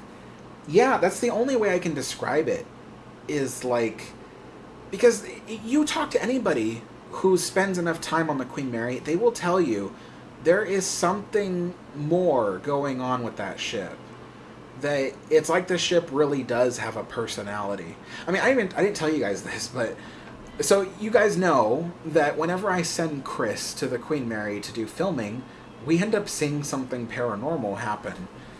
And this time around, when he was there, he was on main deck, right outside the second class main lounge, and he was walking past the stairs, and we both, because I was on a Discord video call with him, telling him where to go, what to film, and all that stuff, and we both heard the sound of like metal or glass hitting something and clinking. And he, like, you know, we were in the middle of chatting when it happened, and he was recording, by the way, so this is on recording. And he turned around, and he was like, what was that? Did I break something? You know, like, he was, like, looking around, and, you know, the carpets, there was nothing on them. Nothing was laying around. And he looked and looked and looked around the corner, looked at everything. Couldn't find anything.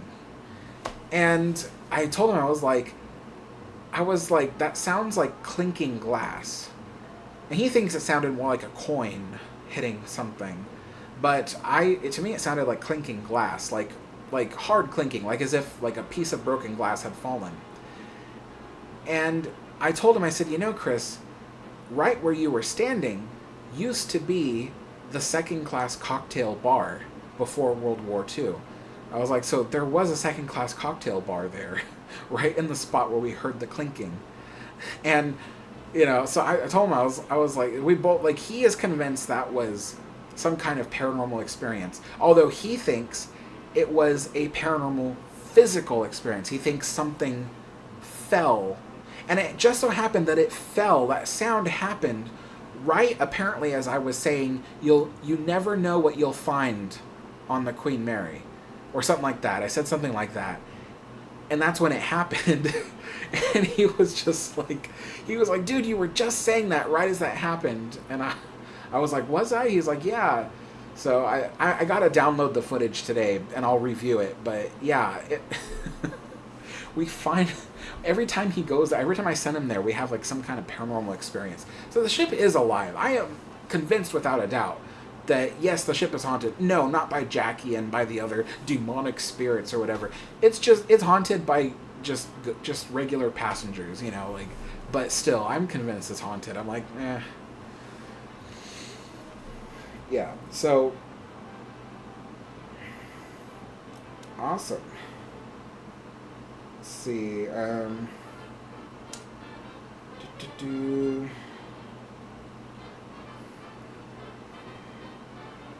just reading through comments here.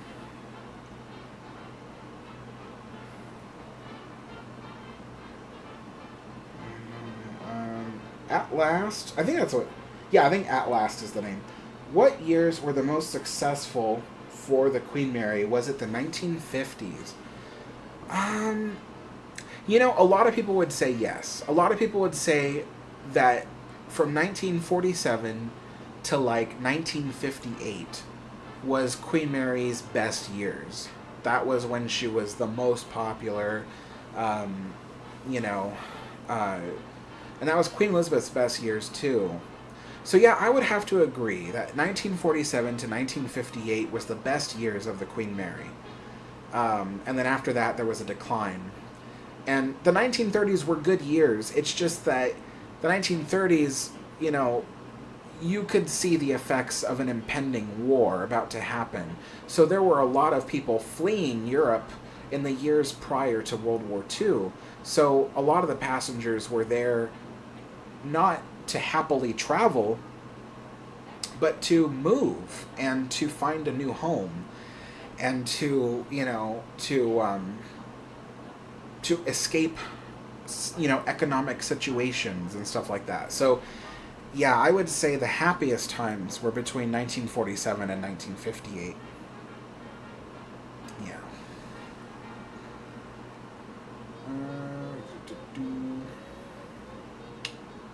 Chris says, I don't really know why the History Channel does so much alien stuff. You know, it's sad, but it's because they noticed that more and more people were tuning into the non-history stuff. You know, like they were tuning in to the paranormal, to the UFOs and the stuff, you know, like they were tuning into things that were not related to history. And so History Channel was just following the money, you know. They were just like, okay, well, that's where the money is. Let's keep doing that, you know. And, yeah, so it's kind of sad because when I was really, really young, I loved those History Channel documentaries. I learned so much, and they were so fun. But then it all became about aliens, and I just stopped watching. I'm like, you know, it's not that I don't believe in aliens. You know, we do have a very large universe. I would be surprised if we didn't have aliens in the universe. But I don't believe aliens have visited planet Earth. I don't think so. So that's why I'm like, I'm not interested in that alien stuff. I'm like, like until we meet them, then I'll be interested, you know. Have them over for tea, you know. Oh, God. Let's see here.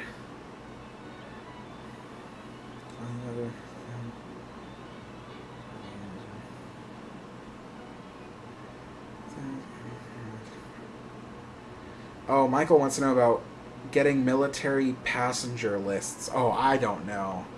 I'm the wrong person to ask about that because that's all military stuff and I wouldn't know where to get it.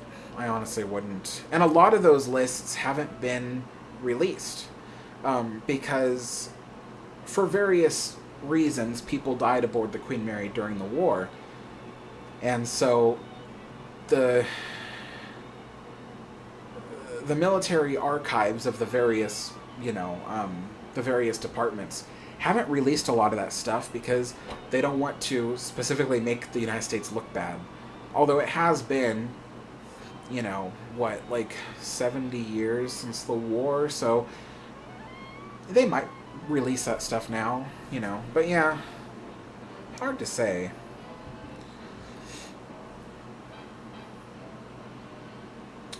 Roger says, 100% agree. I slept in Queen Mary first class stateroom at 2 different occasions, 3 nights each, and I swear I felt the soul of the ship.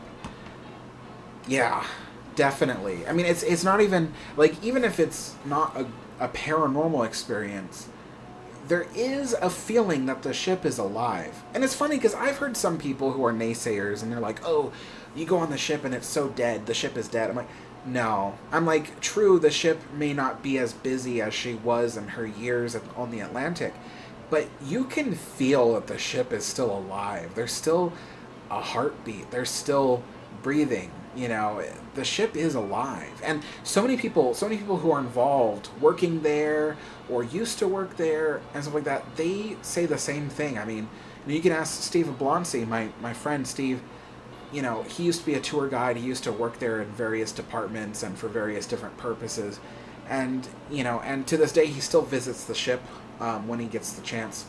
And he says there is just, the ship is alive. There's something about it, you know. And even Commodore Everett Horde, the, he's an ambassador for the ship. You know, he has a famous, you know, phrase that he says, there's something about Mary. And so, yeah, it's true. There's something about that ship that it's a living, breathing ship, and it affects people. The people, you know, and when you really think about it, too, of all the times in the ship's history when the ship was almost guaranteed to be scrapped, you know, whether it was, you know, prior to the White Star Line merger, when Cunard seriously thought they were going to go out of business, you know, they thought they were going to have to scrap the Queen Mary before they even finished the ship, or it was, you know, World War II, the United States thought about maybe scrapping the Queen Mary to use the metal for building, you know, for building stuff for the war. Then it was later decided by British Admiralty that, you know, that she would be used as a troop ship, you know, or it was like, what do you call it? The ship surviving being hit by a rogue wave, or the ship surviving retirement. They honestly thought that the Queen Mary was going to be cut up for scrap, because the only people who were originally putting forth bids to acquire the Queen Mary were people who were going to use the ship for non-original purposes. And so Cunard was like, we don't want the ship used in an undignified way. So they honestly thought they were going to scrap the ship, and then here comes Long Beach saying we're going to preserve the ship. And as much as they destroyed, they did technically preserve a lot of the ship. So, and then of course, all these years, the last 56 years, there's been multiple times where the ship could have been just scrapped, or never reopened again and then scrapped, and especially during the pandemic. So the ship has survived so many times against all odds, literally against all odds. You would never roll the dice and expect that the ship would come out alive, and it has. It's still around. There is something about the Mary. She's a survivor, and she is a living, breathing ship. I mean, the last captain of the Queen Mary, Commodore... Well, he became a Commodore later, didn't he? Well, anyway, Captain John Jones, the last captain of the Queen Mary, even he said that she's the closest ship to being a human. She has a heart and soul, and she breathes. Those were his words. It's true. I mean, you got to go there. If you don't believe me, if you've never been to the Queen Mary, go there. You will see what I mean. Even though stuff might be broken, stuff might be in dire need of restoration, it's still alive. It's still breathing.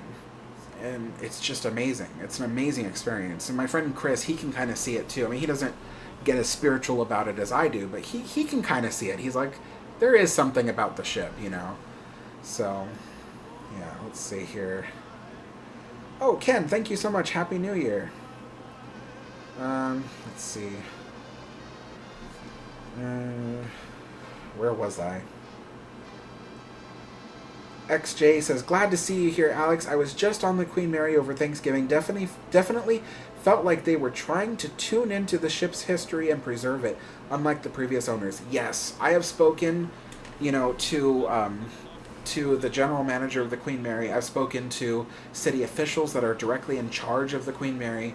All those people are very excited. They're very, passionate about the ship in a way that some of them never were before the pandemic, and in some cases, with the general manager who is new to being at the helm of the Queen Mary, so to speak, he's loving it. He wants to preserve the ship. He has expressed in multiple different times and multiple different ways that he's interested in bringing back a lot of the originality of the ship.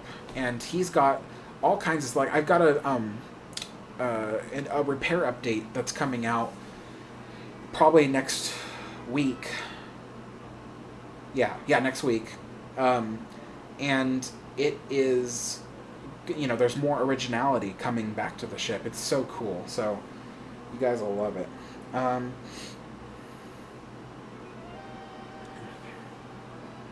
Oh, hello, Tarek.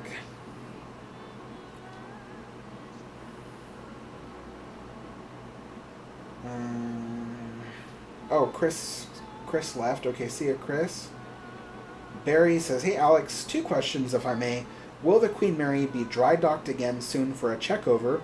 And will the submarine be removed as it is an eyesore? Love the channel. Thank you so much, Barry.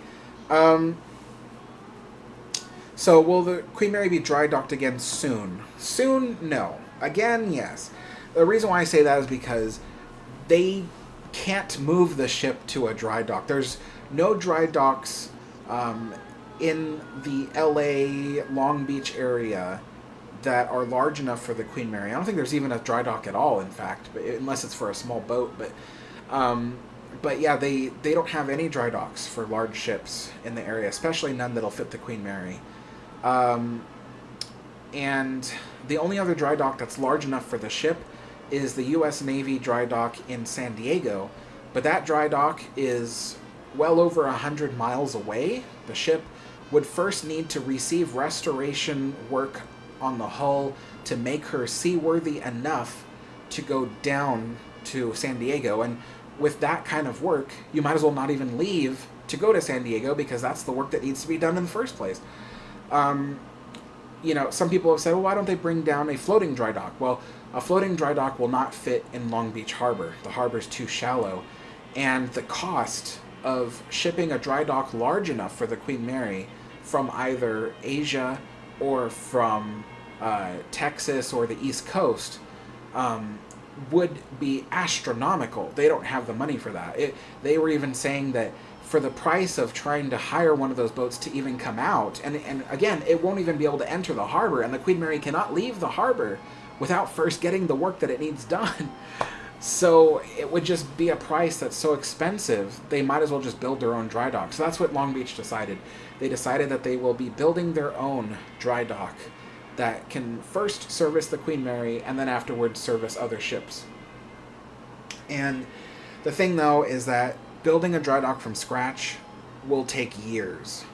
I mean, even if they started today, it will be at least 5, 6, or even 10 years before we see it. So will the Queen Mary be dry docked soon? No. But they do intend to dry dock her.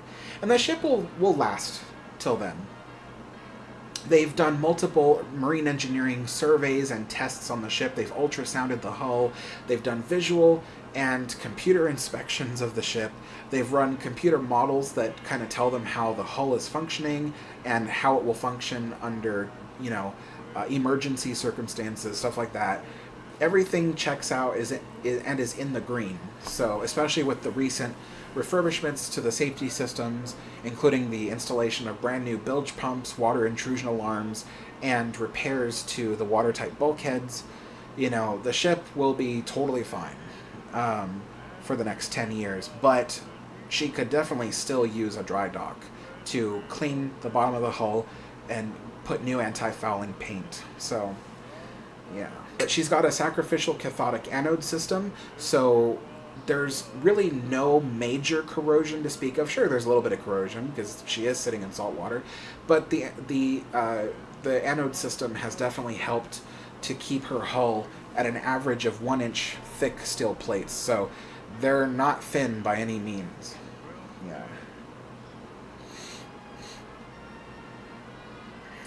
Cunard, yes, I did talk about there being waves. I didn't know it was in Ventura, but yeah, I heard about the rogue wave. Okay.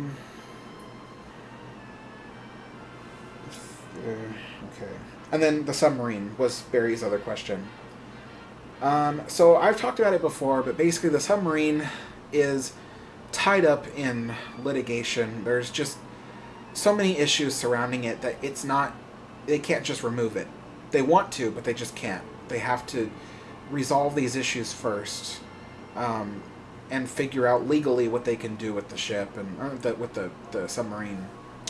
So I will be talking more about it in my Queen Mary update, which will be released later this week.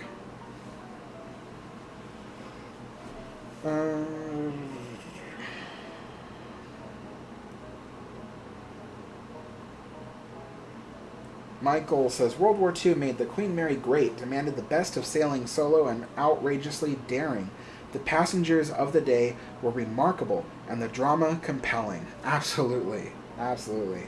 Ron says, the Queen Mary should do a reenactment of her original maiden voyage, from events to formal dinners with the captain, tea in the afternoon, kind of like package deal with staterooms.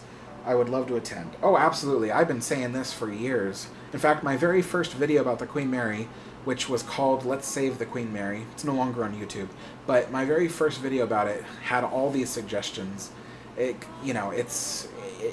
should be done that way. And I have recently spoken with the general manager of the Queen Mary and suggested these things again to him directly. And he says that he was taking notes. He thought they were really good ideas. So we'll see what they end up doing.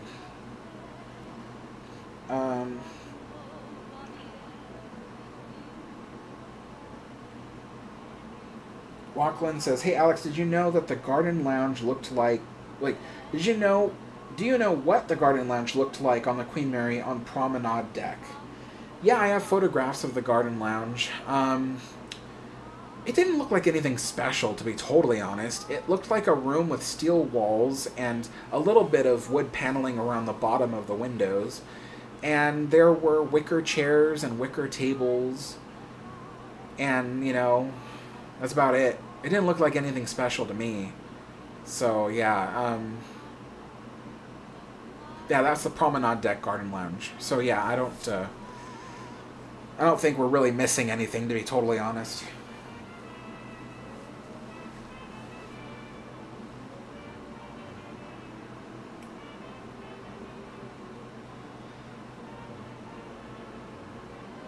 Oh, Ozzy says, can they get the water out of the lagoon around the Queen Mary and use that spot for a dry dock? No, because the Queen Mary needs that spot for being moored. And so if you're going to build a dry dock, you might as well build it to service multiple ships to earn back the revenue of the money you spent building the dry dock in the first place. Because the dry dock will cost about $250 million. And, if you're just going to use it once, why bother? So they want to build a dry dock that can be used by multiple ships, and so it wouldn't actually benefit them to build the dry dock where the Queen Mary is. They might as well build it somewhere else that's more accessible to other ships.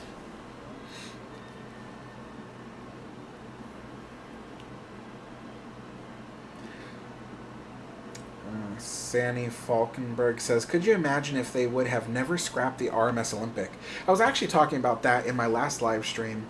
That a lot of people think that if Olympic wasn't scrapped and she was preserved as a hotel, that she would still look like the Olympic. But my argument is that she actually wouldn't look like the Olympic at all, because throughout the years of the 1930s, the 40s, the 50s, the 60s, and especially the 70s, I must put a star on the 70s, because all those decades, including the 70s, were the worst for preserving history, because people back then, history from the 20s and the 30s was not history to them. It was recent history. So, you can imagine if they had saved Olympic from being scrapped, then the people of the 30s and 40s and 50s, they would have looked at it the way that we look at a building that was constructed in 1998, for instance. You look at that building, you're like, that's not historic, that's not special. True, someone did make a point that, oh, well, if something historic happens in a place, then people will want to preserve it. Sometimes. But the thing is you also have to consider that it's an ocean liner. And ocean liners back then were a dime a dozen. They were everywhere. Absolutely everywhere. They weren't special. The only thing that was special about them was the situations that they were involved in. So yeah, there were things, but people wouldn't have wanted to save the interiors. Just the ship itself, the hull, the metal, that's what would have mattered to them. And especially by the 1970s, they would have gutted the heck out of it. If all of that had survived till the 1970s, then you can bet in the 1970s they would have gutted it. Because the 1970s, across the Western world, was a terrible decade for preserving history. Because the people of the 70s were obsessed with, throwing out history and building all new things. It was insane. It's one of the reasons why I don't even like the era of the 70s. They everything that they thought of as conventional, they were like, let's get rid of it. Even style. The reason why the 70s have a very unique style to them is because they were like, oh, it's, screw the suits. It's all about leisure suits. So it was everything. It's just like, when people ask me about history in the 70s, I'm like, what history? They destroyed it all. But yeah, so Olympic would not look at all like Olympic. It probably would have looked like the hull and superstructure without the funnels, and then the interiors would have all been completely redone within one of those decades. And it would have looked very, very different. Sure, you would have had the outside shape. They probably would have ruined that too. They probably would have built a giant restaurant on the bow or something. So, it wouldn't look anything like what we think it was. The Queen Mary was really the first time someone took an ocean liner and said, let's keep it looking like it did. You know, if you think about it, the Queen Mary, there wasn't much on the top side that they changed. Here and there they added like a little food booth or something, but they never built a giant new thing on the outside of the ship. And they kept a lot of the outside of the ship looking original, which was just unheard of for the time. Even smaller boats and ships that they were preserving, like the SS Princess Louise and other stuff, they were being heavily altered on the exterior and interiors to build restaurants out of them. So the Queen Mary was really the first time anybody ever preserved an ocean liner to look like an ocean liner. And that, we should be thankful, is, you know, it was a risky, albeit fruitful endeavor. So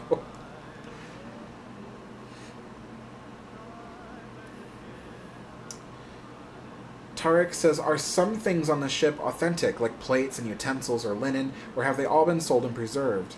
So it's a little bit of both. So there are still utensils, plates, dinnerware, linen, stuff like that. There's still stuff on the Queen Mary, but do they use it for current hotel guests? No, they don't. So all the stuff that was small, you know, like China and stuff like that, they still have some of that on the ship, but it's on display. They don't use it for the hotel guests, and it's probably a good thing because so much of it was sold off over the years. They don't have much of it left aboard the ship, and even then, people tend to break things. I mean, even in the days when the ship was sailing, you know, all this china, they would take on new china whenever they reached Southampton. You know, they would bring on a couple hundred cases of new stuff all the time, because during the voyage stuff would just break.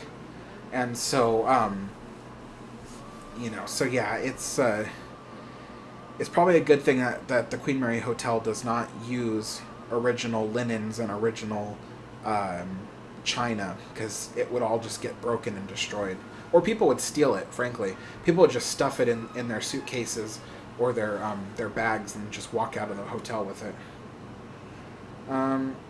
Sarah says, finally caught a live stream, planning a trip to visit the Queen Mary because of your channel. Oh, thanks so much. Well, I hope you enjoy it. You know, I was just talking to my friend Chris, because he was on the ship the other day, and he said, you know, he's like, I like visiting the ship, but when my aunt and uncle came to the ship, they spent a few hours and they decided to leave. They were like, oh, there's not enough to do. And the thing is I was talking to Chris and I said, that's weird that they think that, because whenever he's on the ship and I'm doing a video call with him, we always find stuff to do. There's so much stuff to do on the ship. It could take up your whole day, you know? So I do advise, if you go there and you think that there's not enough to do, you're like, oh, we're already done, just ask some employees like what they recommend you do, or activities that they recommend you partake in, because there's a lot of cool stuff to see and do aboard the Queen Mary. There's some places that might look like it's closed off, but, you know, the door is unlocked. You can go in and you can see it for yourself, you know. So a lot of the times, like for instance, on the promenade deck, the first class smoking room, the door to it is often closed partially. It's usually left open like an inch ajar, and people don't go in because they think, oh, it's closed. But if it's unlocked and it's left slightly open, you know, just open the door, see what's going on inside. If there's nobody in there, just walk in and enjoy the room, because honestly, you probably wouldn't get a chance otherwise. So if you have the opportunity to go into a public space on the ship that is still unlocked and, you know, they're not doing anything with it, just walk right on in. You might really love what you see. So but yeah, there's a lot to do, and, you know, get chatting with the tour guides, because even if you're not on a tour, ask them about stuff. Ask them to, you know, to tell you about their favorite places on the ship. They might even surprise you by taking you there with them. So just, you know, be sure to like try stuff, ask about things. The people there are so nice, and like they're often really willing to show you like cool stuff that you probably wouldn't have otherwise been able to see. So I've talked to the general manager of the ship. I've tried to recommend ways to get more things to be seen on the ship, but until then, you kind of have to like become buddy with the employees to see some really cool stuff. But definitely try that out.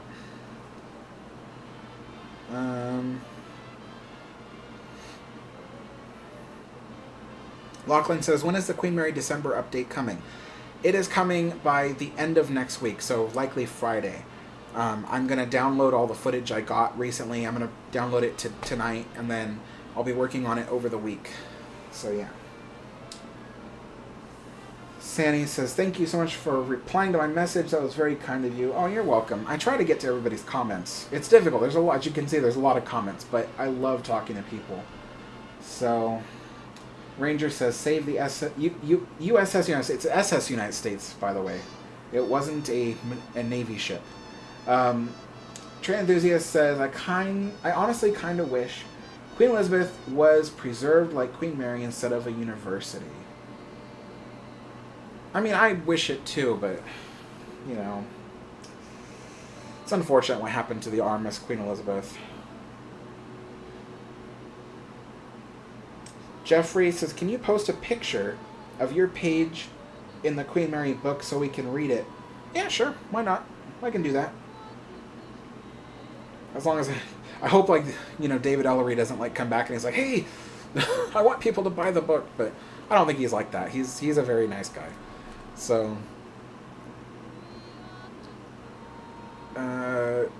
Mouse House says, the Queen Mary is so lucky to have a positive ambassador with you, Alex. You keep her memory sailing on for future generations. I bet this would be your ideal wedding venue when the day comes. Oh, I have been married in the past. I am not currently married. I am divorced. I do not seek marriage anymore in the future. So, I'm done. I'm done with it. I'm actually very happy in the life that I have now. I'm not rich. I don't have a lot of money. I certainly don't have very much money. I'm even wondering how the heck I'm going to get groceries this week. But I'm happy. I'm happy because for work, I do what I like to do. I have a nice apartment that I live in. I'm close to my family. I have a lot of friends that I talk to. And then, of course, you know, I have you guys on this channel. I do these live streams. I get to talk to all you guys and share my passion in Queen Mary and all other subjects. You know, so it's like all the basic needs a human being could want are being met, essentially. So I am very happy with where my life is right now. So I feel like if I was trying to go out there dating people, I would just be creating a distraction for the stuff I'm actually much more passionate about. But, let's see here. But yeah, otherwise, yeah, I mean, I was talking to my friend Chris, was it yesterday, and he was like, you know, if the Queen Mary offered you a job as one of the ambassadors, because they have ambassadors there. Commodore Everett Horde is the main guy, the top ambassador. But they said, if they offered it to you, would you take it? And I had to think a lot about it because I don't like Southern California. The Queen Mary is like the only thing I like about Southern California now. But I thought, you know, if I had a dream job, besides what I do currently, because this is a dream job that I have, talking about the Queen Mary to you guys. But if I had a dream job outside of this, it would be as an ambassador for the Queen Mary. And so, yeah, I think if they offered it to me, I'd probably take it. Yeah, most likely. Because I'd get to be on the Queen Mary every day. Every day. I mean, look at Commodore Everett Horde. He loves it. All he does all day for work is talks about the Queen Mary. And he loves it. He never gets tired of it. He's like, you know, when Chris was on the ship the other day filming for me, he ran into Everett. Everett walked up to him and they just had like a casual conversation, and Everett just loves talking about the ship. And that would be me right there. It's just, ever since 2020, I am so glad the Queen Mary came into my life, because I've been able to meet so many awesome people, do so many fun things, and, you know, I don't, it's just my life went on the up and up. That's another one of those things about the Queen Mary I was telling you guys, about the ship having a heart and soul. Before the Queen Mary, my life was very lost. I was like, you know, I wasn't living my best life. There was a lot going on that just wasn't wasn't very pleasant. And afterwards, after that visit to the Queen Mary, and I started making videos about the Queen Mary, everything started getting a whole lot better for me. And none of it would have happened if I hadn't been on the ship that one last time. I am so convinced that there is something about that ship. There is just something about it. I don't know. It's weird. But, let's see.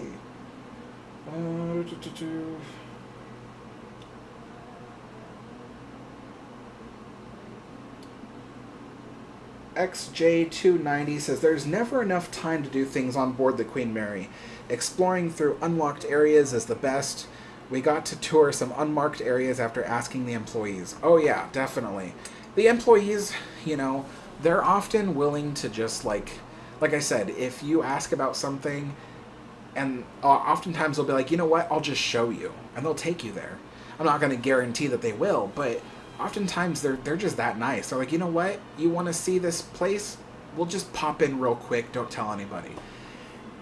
And that's actually kind of cool. So I would never suggest to somebody to break into locked areas, because some people do that, and I don't think that's cool. I don't think that's right. Trespassing is definitely not something I condone or would ever suggest to people. But if there's a room that is unlocked and the door is slightly ajar, you can see into it and you're not going to disturb anybody, and you don't have any nefarious reasons for being in there, then by all means just walk in, check it out, and if someone says, hey, you can't be here, then just respect what they say and, you know, don't be in there. But otherwise, yeah, talk to the employees. And, you know, and if you have questions about the ship, and if they are able to answer your questions or, you know, stuff, they might even just show you their favorite places on the ship, or tell you things that, you know, other people don't get to hear, you know. A lot of employees are willing to share with you their ghost stories if you're interested in that. But yeah, it's, you know, it's really cool. It's really neat.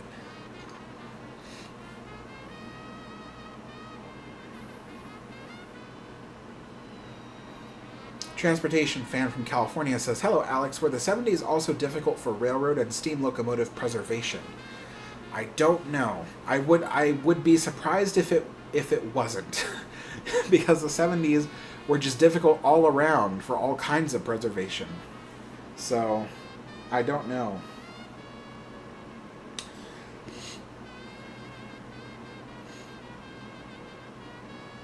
Lachlan says, hey Alex, I have a suggestion for your tea times. Maybe next time do it in a new location, or rearrange the tea set, or do more foods and stuff, change it around again. The foods thing is expensive. You know, like I had to buy roast beef. Like roast beef here is like $8 a pound.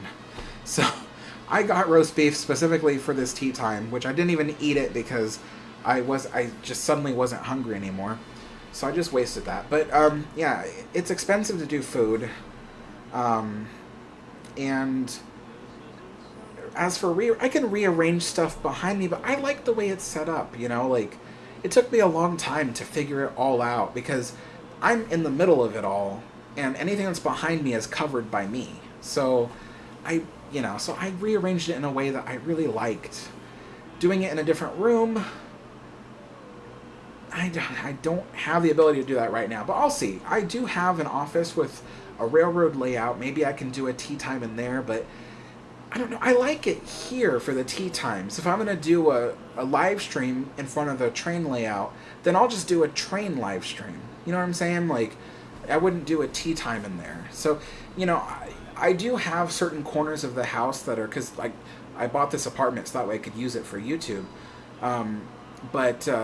You know, I rent the apartment. I rent the apartment so I could use it for YouTube. But, you know, I do have corners of the house that are set up for doing videos in those corners that are related to certain topics. Like, for instance, the corner of the room behind the camera, it is set up for Disney stuff. And I don't do Disney stuff anymore.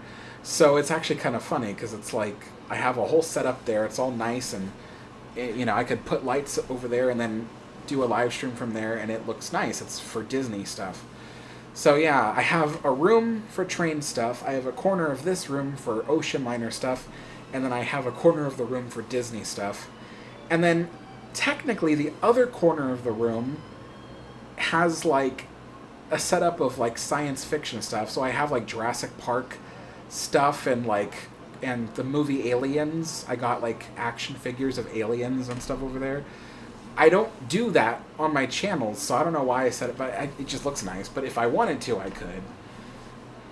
Yeah, it's a lot of work. It's a lot of work. But, yeah.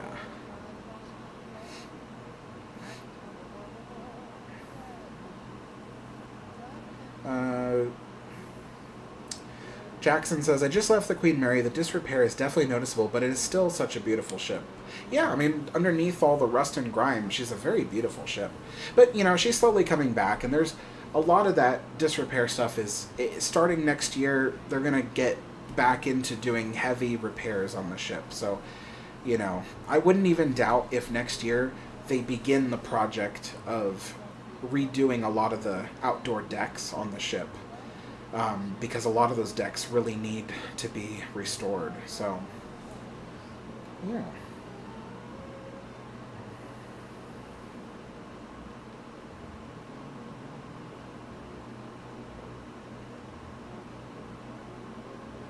Oh, Lachlan, I'm sorry to hear about the next door neighbor. XJ290 says, I don't like SoCal either. I grew up in Long Beach and Seal Beach, left for the East Coast, and the only thing I miss is my family and the Queen Mary. Same thing. Same thing here. I left Southern California because I was like, I had enough of it. I was like, I can't stand this place anymore. All my life I wanted to move away from it, and I kept trying. There was even one time when I lived just outside San Francisco, and I ended up having to move back to Orange County. And when I did, I was just like, oh, I'm back, But now I've lived up here in Oregon for 4 years, and I love it. I love it. I never think about going back. Like, I never think about, like, oh, I'm going to move to Southern California. No, I don't do that, because I love it up here. I'm near all this nature. The air is fresh and clean. There's actual seasons up here. It's just beautiful landscape. When I go grocery shopping, I'm surrounded with these beautiful forests and Mount Hood in the background. It's crazy. And that's just when I go grocery shopping. Sometimes I'll stand out there in the parking lot of the grocery store and just go, my God, this place is beautiful. It's like the landscape is just amazing. But in Southern California, it's like you go grocery shopping and it smells like smog, and it's nothing but concrete everywhere. It's hot, it's dry, it's noisy. I can't stand Southern California. And the only thing I miss about Southern California is my family and the Queen Mary. So, and my friends, of course, but I consider my friends my family too. So yeah, that goes for all you friends of mine in Southern California. I consider you guys my family. So yeah.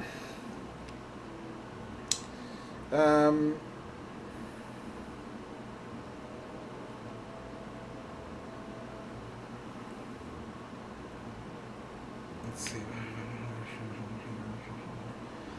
Barry says, with a bit of planning, what about a live stream from the Queen Mary herself one day? I'm sure an agreement can be made with the right people. Also, what Queen Mary memorabilia do you have, if any? So doing a live stream on the Queen Mary, definitely. I do want to go back to visit the Queen Mary because I've visited the ship 4 times in my life, but I've never stayed overnight. And I really, really want to spend a couple nights aboard the ship. Like, not just one night. Like, I want to spend like 3 or 4 nights on the ship. I know that's expensive as heck, and I don't even have the money for it right now. But that's one of my goals in the future, is to do that. So yeah, and I do plan to do a live stream. I have to be very careful because I can't live stream at certain times because there's a lot of people on my channel who don't like me. They've, you know, threatened me in various ways. I don't want to run into those people.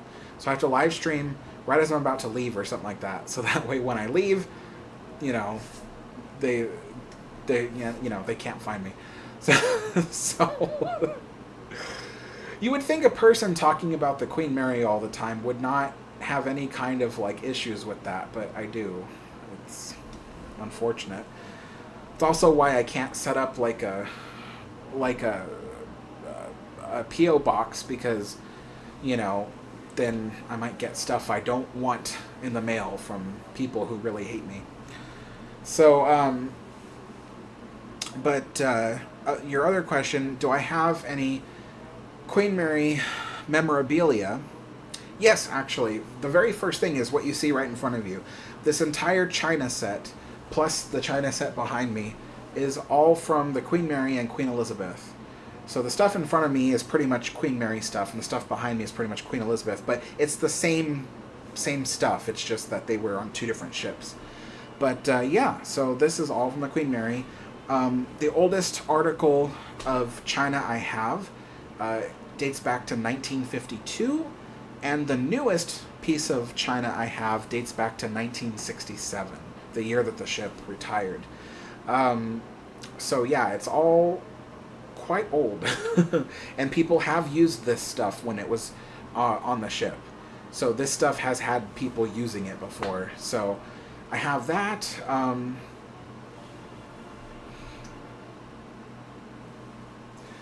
Everything on this shelf is original to the Queen Mary. Well, except that box. That's a box of tea that you can get on Amazon. But everything up there is original to the Queen Mary.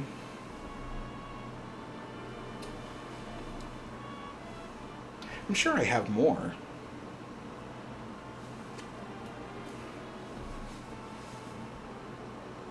I'm sure I have more somewhere, but I can't remember what else I have that's from the Queen Mary.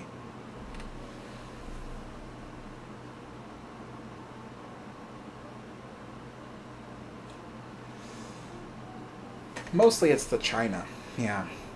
But one of my most prized possessions, and besides the china was expensive, so it's one of my, I think it's like the most prized possession I have is the china. But my second most prized possession is the second class lunch menu, which is dated August 30th, 1939. So that is a lunch menu from the last voyage the ship had before it was turned into a troop ship for World War II. So the people who were holding that dinner menu and ordering the food off of that menu were very much aware that on that voyage that that Britain had declared war on Germany. They knew on September 2nd. So 2 days after they had this lunch, they were mid-Atlantic when they found out that Britain was at war with Germany. So, and on that same voyage were 5,000 immigrants fleeing Europe for the United States. 5,000. So that was a very memorable voyage. So that's one of my most prized possessions.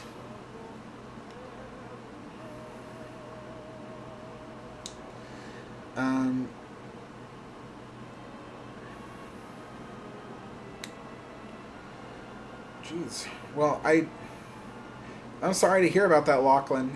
Well, hopefully we don't turn this into like a live stream about bashing your neighbors, but I will end the live stream now anyway, because we've been on this live stream for 2.5 hours. It's been a while, and I gotta get going. I gotta do stuff, but yeah. Anyway, folks, I want to thank you so much. Be aware that next week I'm releasing the full 2023 year update of the Queen Mary. So all the repairs that happened in 2023, it's being put together in one video, including the December update, and that will be out on Friday. And then soon after that, I think towards the end of January, will be a brand new virtual tour of the RMS Queen Mary. So you guys have probably seen my virtual tour that was filmed in 2020 but released in 2021. I'm redoing that with all new footage of how the ship looks now. And that will be released towards the end of January. And that will also mark the release of the big surprise that I have for everybody. The stuff I've been talking about for the last month. It's going to be huge. So stay tuned for that video. Because it is going to be like, so far, my life's achievement, essentially. Which is just going to be crazy. I'm so excited to show you guys this surprise.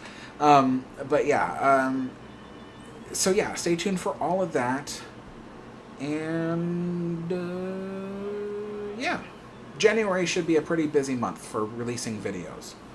So yes, and Happy New Year, everyone. I almost forgot. Yeah, so Happy New Year to all of you, because I won't see you until the beginning of next year.